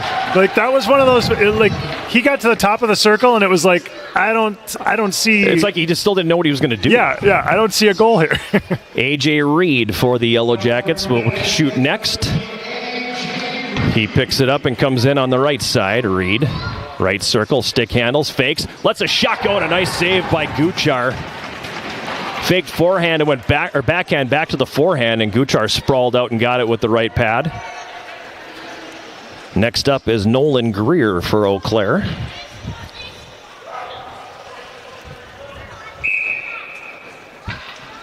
Nolan Greer picks it up at center. He's going to go all the way over to the right side. Now comes in, holds it in the slot, and fires, and a save made by Skorpik. And next up, Carson Riddle with the opportunity to get the extra point here for the Yellow Jackets. He ended it in the shootout at St. Olaf back in November. Also ended it here a year ago when the Jackets won the conference title. Riddle picks it up. He comes into the zone on the right side. Right circle, fakes, fires, and a stick save made by Guchar. Tried to go 5-hole there, but Guchar denied him. Dane Hoyard now will go for Eau Claire as we hit round number 4 of the shootout. Again, statistically, none of this counts. This is just a way to find out who gets the extra point. Hoyard comes into the zone. Left circle now between the circles. Fires, and a glove save made by Skorpic. Daniel Roosevelt next up here for the Yellow Jackets. With the opportunity to win this one. Roosevelt for the Yellow Jackets. Starts up the middle with it. Carries it all the way over to the left side. Now comes back into the slot. Stick handles, fakes, goes to the backhand and shoots it wide. Just wasn't quite able to elevate that backhander enough to get it over the leg pad of Guchar. I wonder if the puck hopped on him at the last second. Maybe a little. It kind of looked like it. All right, another left-handed shooter coming up for Eau Claire. That's been the only type of shooter to beat Skorpic in this shootout. Cade Peterson for Eau Claire comes into the Yellow Jacket zone, right circle. Takes it to the forehand, and Skorpic with the save. Also tried the 5-hole, but nothing there. Now for the Yellow Jackets, it's Andrew Larson. Larson with a goal already tonight. Can end this one here. He picks it up and comes into the Eau Claire zone. Right side, right circle. Stick handles, fires, and a save made by Guchar. It's getting to be about Brian Ralston flat bomb time here. Tyler Gans now for Eau Claire.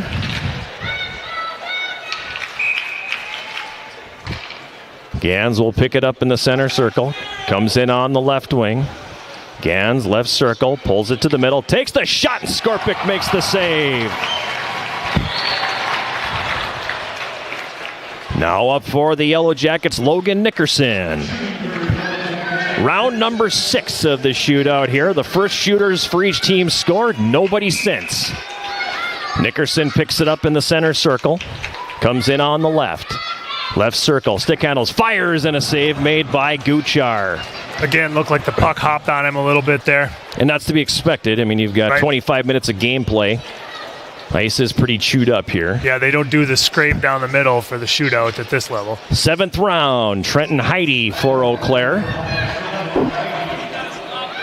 Heidi carries into the zone on the left. Right circle. Takes the shot, and Skorpic makes the save. I think they know the ice is bad because you don't see a lot of stick handling moves. There's a lot of guys just taking a shot. That's a great point. Cade Shea in round number 7 of the shootout for the Yellow Jackets. The left-hand shot picks it up in the center circle. He'll come in on the right wing. Slow and deliberate, right circle, stick handles, fakes, fires, and the save made by Guchar. We go to the 8th round, and Leah Bacala.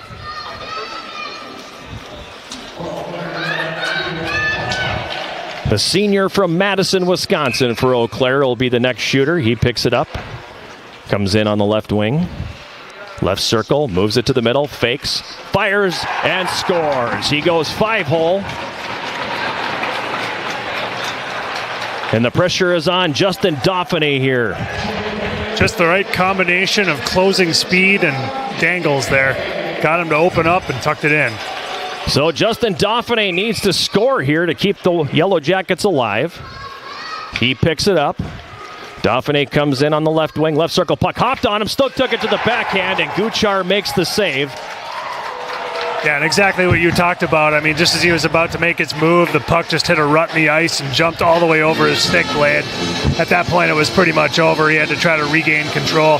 But hey, that's a big point for the Yellow Jackets. Coming back from deficit twice in this game. Nothing to hang their head about there.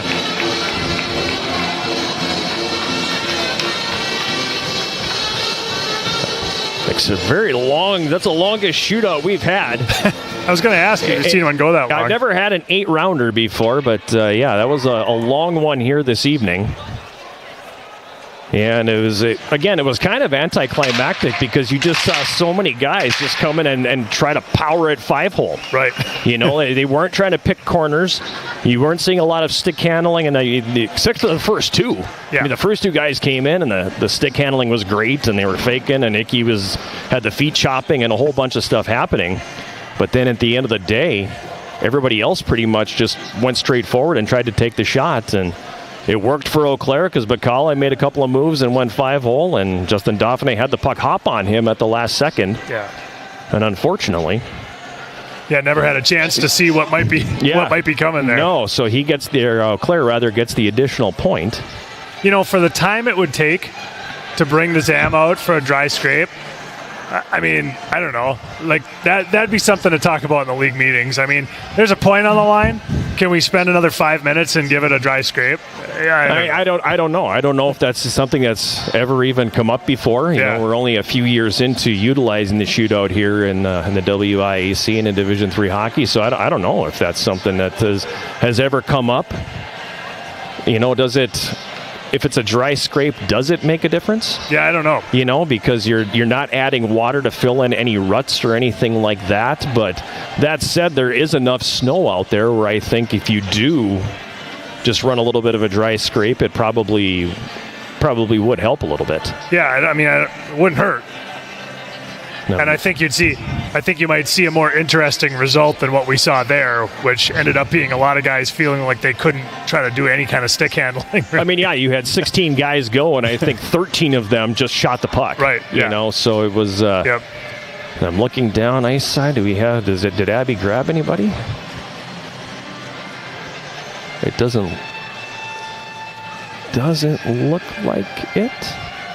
And being that the team has basically left the ice at this point and gone to the locker room, so it was a long night for them. It was a long night for them as well, so I don't think she has anybody here. And so with that, we will take a quick timeout, and we'll come back with the postgame show sponsored by Synovus Energy and the Superior Refinery. Yellow Jackets and Eau Claire tie 2-2. Eau Claire wins the shootout 2-1. This is Yellow Jacket Hockey on 91.3 KUWS Superior and Yellow Jacket TV, an affiliate of the WIAC Sports Network.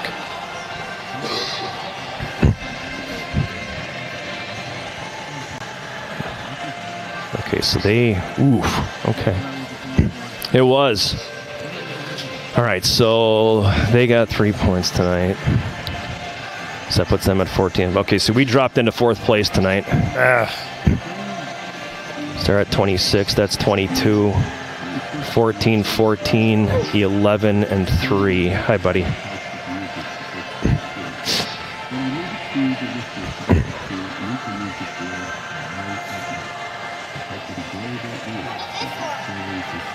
What? That's my roster that I use.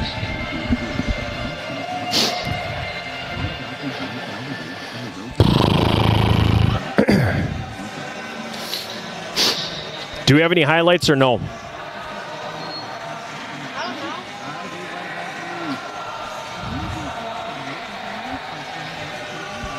Okay, buddy, you need to get going because it's late and you got a game in the morning.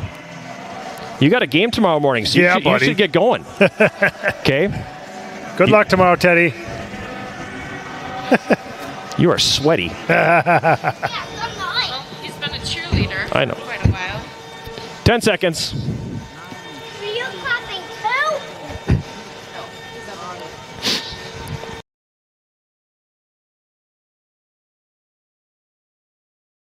Post-game show sponsored by Synovus Energy and the Superior Refinery, and it comes following a 2-2 overtime tie between the Yellow Jackets and Eau Claire. Eau Claire winning the shootout by a 2-1 margin, the longest shootout we've seen here. The thing went 8 rounds, and now I'm kind of... We don't have a mic for Where him. did my mic go? Here. Take mine. Well, I've got another headset I could plug in. Because the mic never came back. I saw her. It looked like she was walking up this way. I think it adjusts. Okay. So this is great radio right now as we got 3 guys scrambling for microphones and such. Thanks, Jay. I can get another one open here so we can converse. Yeah. So give us a moment here. I would just hold it and use the mic because otherwise you're not going to be able to hear anything. Test. There, I got you. We'll just turn you up a little bit here, but we got you. So, at any rate, it's the post-game show sponsored by Synovus Energy and the Superior Refinery. Yellow Jackets tie Eau Claire 2-2. Eau Claire wins the shootout 2-1. And longest shootout we've seen here and 16 skaters go, I think 12 or 13 just shot the puck. And, they didn't try to make any moves or anything like that. So, I ask, is that an ice condition thing? Is that something guys talked about? I don't know if I've ever seen that many guys just come in and try to go 5-hole. Yeah, I don't think we didn't say anything about it. I got to hold closer. Testing, 1, 2, 3. Can you hear me now? Test. It's pretty quiet, but... Okay, sorry. Yeah, we didn't talk about on the bench about shooting or anything, just like who's next. And, but I think the ice conditions, the ice was really bad there. Mm-hmm. I think, it's a heat wave. It's what I'm above right now, so it's boiling down there. But, no, the ice just seemed to be really slow, and I don't know. So I think that's why the guys were shooting. Because the ice was saying, Deacon. Nobody listens to me. It was their speed. Yeah. That's their speed is very impressive, and we haven't seen speed like that all year. Yeah. No, and first 10 minutes we definitely were back on our heels again, and which is unfortunate because we knew they were going to be fast. We knew what they were going to do, and but we recovered. I thought the kill at the end of the game was huge. And, of course, our power play didn't look so good in overtime, but it's just one of those things where. Oh, there we go. We got a mic. Does it work? That's the question. It should. Testing 1, 2. Oh, that sounds now much better. That's way very better. nice. So, as I was saying, how about that penalty kill? I mean, it was like incredible. all game long. Really. Yeah, no, really it was good. very good. And obviously Eau Claire's a very good hockey team. Like you said, with their speed, they've got scoring from up and down their lineup. They didn't give us a lot offensively, which was frustrating at times. But I thought our guys stuck with it. And like you said, the penalty kill all game, we took away their bumper guy, which was huge. And I thought we blocked a lot of shots here tonight, which we haven't done in the past, especially up top with our forwards. So, yeah, and then our clears, and that's one thing we've talked about too. If we can clear pucks on penalty kills, we're going to have a good, successful penalty kill. Power play, on the other hand, you get the power play in the overtime period, and their penalty kill did a really good job on that as well. And they really didn't give you guys much chance to set up. No, but we kind of, the one time we tried to stick out through people, another time we went low, we could have went high. I mean, it just, but again, they did a good job. You have to give them credit too, and we scored a big power play goal too in the third. So all in all, it was pretty good. Were we even? As far as did they have a power play goal? No, they did not. So we won the special teams tonight, so that's good. Yeah, absolutely. That was one of the things we talked about in the pregame about the keys, winning that special teams battle, and Yellow Jackets did that tonight. And obviously, in a tight game like this, that was a big factor. One thing we talked about up here as well is it doesn't always have to be like a work of art. Yeah. Points matter at this point in the season, and I don't know what your perspective is as a coaching staff from the bench, but from our perspective up here, it was like, they fought right to the end and made sure to come out of here with a point tonight, and that was big. You don't want to make excuses, but obviously playing without some people, and you have some people that are sick, and that was a battle against a top flight team, and to come out with a point's got to be pretty satisfying. Yeah, I think Coach Rich said it best. He's like, that's a good point for us because we battled to the end, like you said, and we killed off a huge. 2 minutes to go. That's a lot of pressure, and our guys, I think, rides and was it Danzy wrote for the whole 2 minutes. I think killing. So I was not even going to look at them, so they just stayed on the ice, which worked out great. But I went down to Rich. Should we call timeout? Get these guys? He's like, no. I'm like, my guys need rest. No, it was great. So we're very proud of them. Obviously we wanted the extra point. We would love to win it in regulation, but like you said, I think for what we're trying to get to, what we're trying to build for the playoffs, it's coming down here, 5 games left. This game could still be going on right now in the playoffs. So that's where we have to put our energy into, and how we're going to win games in overtime, how we're going to keep battling. And I think we got better as the game wore on, which was encouraging too. Mm-hmm. You look at last Saturday. Go back to last Friday. And then Saturday, you guys answered the bell. You played a pretty good hockey game. There was a little bit of bad luck there in the overtime period, I think. Yeah. You backed it up again here with a decent effort here again tonight now. So how do you take another step tomorrow? That's a good question. Because that's been a tricky thing for this team. You're right. It's like you said. I think we talked about before the game the ups and downs of this team. It's going to be mentally, and hopefully we can get who knows? Coming back in the lineup tomorrow, we might get a guy or two. You never know. And that, I think, should boost our energy levels. But we'll see how that plays out tomorrow. But yeah, we coach in between the second and third reminded the guys about last Friday night in our third period, the way we played at River Falls. And I think they responded with that tonight. So maybe it's just us, reminding them. No, I'm just kidding. Maybe it's just about, just hopefully breaking the game down into little battles. And that's what we've been trying to do all year. But, we've got to win more races. We got to do a better job. Like, I thought our D zone was really good, but we can't give up 2 breakaways. Right. It's just, I wish we could play a game where the other team has to really earn their goals. I mean, not that they, you know what I mean? I know what you mean. Yeah. So, yeah. Before we let you go, I want to single out Tyler Ryder. Yeah. Because he's been so consistent throughout the year, and the play that he made to draw that penalty. Yeah. In the overtime period. We were talking about it on the air. It was almost like the Eau Claire player didn't realize, one, that he was that fast, and 2, was going to be willing to try and go wide and try to make that play in order to draw the penalty. We've seen it plenty of times this year. He is quietly one of the best defensemen in the West. No question. I remember we played Marion, they go, can you take 3 out of the lineup tonight? Because they're well aware, like everybody that we played is well aware of him. And it's funny, Rich and I were talking a few weeks ago, and he was like, this player's playing really good, and this player's, and it was everybody that's been paired up with Ryder. Rides has just made the people he's playing with better, and that's a testament to him. And that play, like you said, he made. I think our captains are just tremendous people. They're not the loudest cats in the world, That's okay, but that's what they do. Like, Rides is leading by example right there in overtime or whatever to get to overtime. Like, he wants to win, and he's showing the guys this is what it's going to take. And so I hope he continues doing that, because I think he's played fantastic all year. Yeah, he's amazing young man. He's amazing. I agree. Yeah, okay. I love him. Fair enough. All right, Mouse, thanks a lot. All right, thank you. Appreciate you coming up. But yeah, have a good night, and we'll see you tomorrow with the Sounds like a plan. How about that? All right. Sounds like a deal.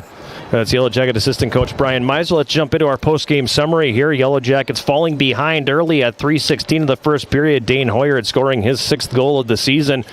Sneaking behind the Yellow Jacket D, and it's a nifty stick handling move on that breakaway. Yeah, great backhand finish on that one. It all started with kind of a weird bounce. I'd have to see the replay again to see if it was an aerial puck that hit the UWS defender, but it was kind of like a weird puck that got the UWS defender in a weird place, and the puck just ended up on Heward's stick, and he made a great play from there. That goal. Here we go. That goal coming at 3:16. Yeah, it was just a kind of a mishandle there. Because it came in the air, and so he had to try to settle it, and it just, it was just a really unfortunate break. And there were a few of those situations that plagued UWS, kind of no fault of their own, just getting pucks to that got on the defenseman that were just hard to handle. Dane Hoyard, 6th of the season from Trenton Heidi at 3:16 of the first period, made it 1-0 Eau Claire. Yellow Jackets, however, would come back and tie it at the 14:59 mark of the first period. Shoot the puck, get it to the net. Good things will happen if you get the puck to the net, and that's exactly what happened there. Andrew Larson's 3rd of the year. Yeah, you don't want to pass up opportunities to get pucks to the net. UWS was good about that at times tonight, and they were great about getting traffic to the front on these 2 goals. You can see, if you're watching on the replay right there, you can see Logan Nickerson with a great screen out front, and that'll be a common denominator with that and the 2nd goal. Andrew Larson's 3rd of the season tied the game at 1.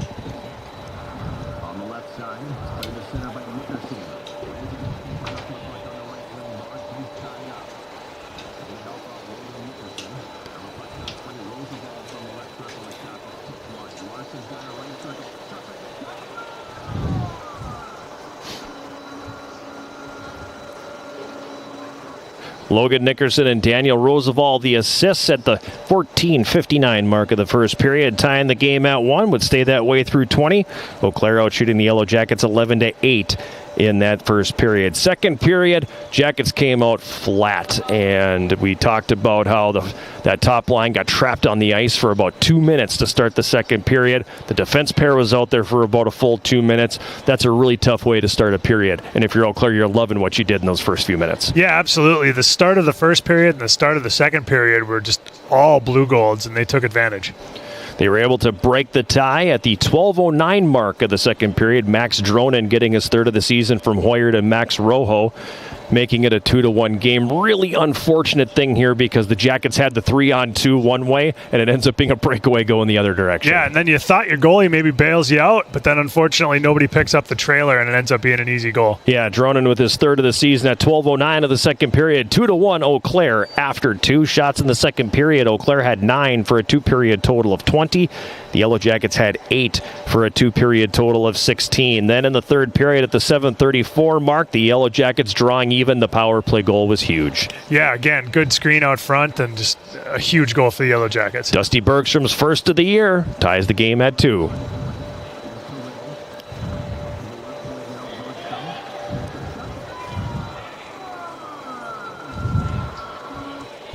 Power play goal for Bergstrom from Jordan Gibbs and Carson Riddle. The wrister from the top of the left circle finds the back of the net. Yellow Jackets tying the game at 2, would stay that way through the end of the third period. Shots in the third. Eau Claire had 8 for a 3-period total of 28. The Yellow Jackets had 6 for a 3-period total of 22. Big penalty kill at the end of regulation, carried into the overtime period, all of 6 seconds, so the Yellow Jackets killed that off. Then they get a power play of their own in the overtime period. Unfortunately, they didn't even get a shot on net. And that was painful because it just seemed like everything was setting up for this like storybook ending for UWS to be able to take advantage of that power play, and it just didn't happen. They weren't able to get anything on that power play, so they end up finishing the game at 1-for-4. More on that in a second. So the overtime rolls its way out. We finished the game 2-2. Shots in the overtime period. Eau Claire had 2, game total of 30. Yellow Jackets had 1 for a game total of 23. Penalties in the game. The Yellow Jackets taking 5 penalties for 10 minutes. Eau Claire taking 4 penalties for 8 minutes. On the power play, Yellow Jackets go 1-for-4 and the Blue Golds 0-for-5. So the Yellow Jackets win the special teams battle. So it goes in the books as a 2-2 tie. Then we slide into the shootout. And Eau Claire comes down and scores right off the hop with a defenseman is their first shooter, and he comes in with some nifty stick handling and beats on Skorpik high on the glove side with a beautiful backhand. And then Iki Kagawa goes, well, anything you can do, I can do better, and he matched him on the very next rush.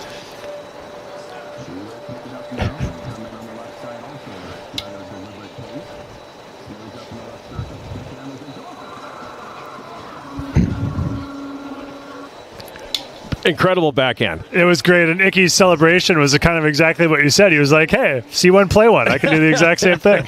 Unfortunately for the Yellow Jackets, that's where the scoring would end, as that was the first round of the shootout. We would get all the way to the 8th round. Leo Bacala was able to score for Eau Claire with some nice stick handling himself and then sliding one 5-hole. Yellow Jackets, Justin Dauphiné trying to keep the team alive. Unfortunately, puck hopped up on edge on him and he didn't get an opportunity. Yeah, very anticlimactic ending there. You know, I talked about earlier in the third period that I felt like Dauphiné maybe had a goal in him tonight, and I was just waiting for it to happen in that moment and be like, see, I told you. And then puck hops over his stick and he barely even gets a shot attempt. Jan Skorpik got the start between the pipes for the Jackets tonight. 28 saves for him. His record now 6-4-1 on the campaign. At the other end, Max Guchar made 21 saves for Eau Claire. His record now 13-5-2. The Yellow Jackets overall are 11-7-2, 4-5-1 in the WIAC. They have 14 points. Meanwhile, UW-Eau Claire, their record now 13-5-2. They are 8-1-1 in the WIAC. Final score here again tonight, 2-2 is the final. Is a 2-2 overtime tie. Eau Claire winning the shootout 2-1. We'll take one more quick break and wrap it up from Westman Arena right after this. This is Yellow Jacket Hockey on 91.3 KUWS Superior and Yellow Jacket TV, an affiliate of the WIAC Sports Network.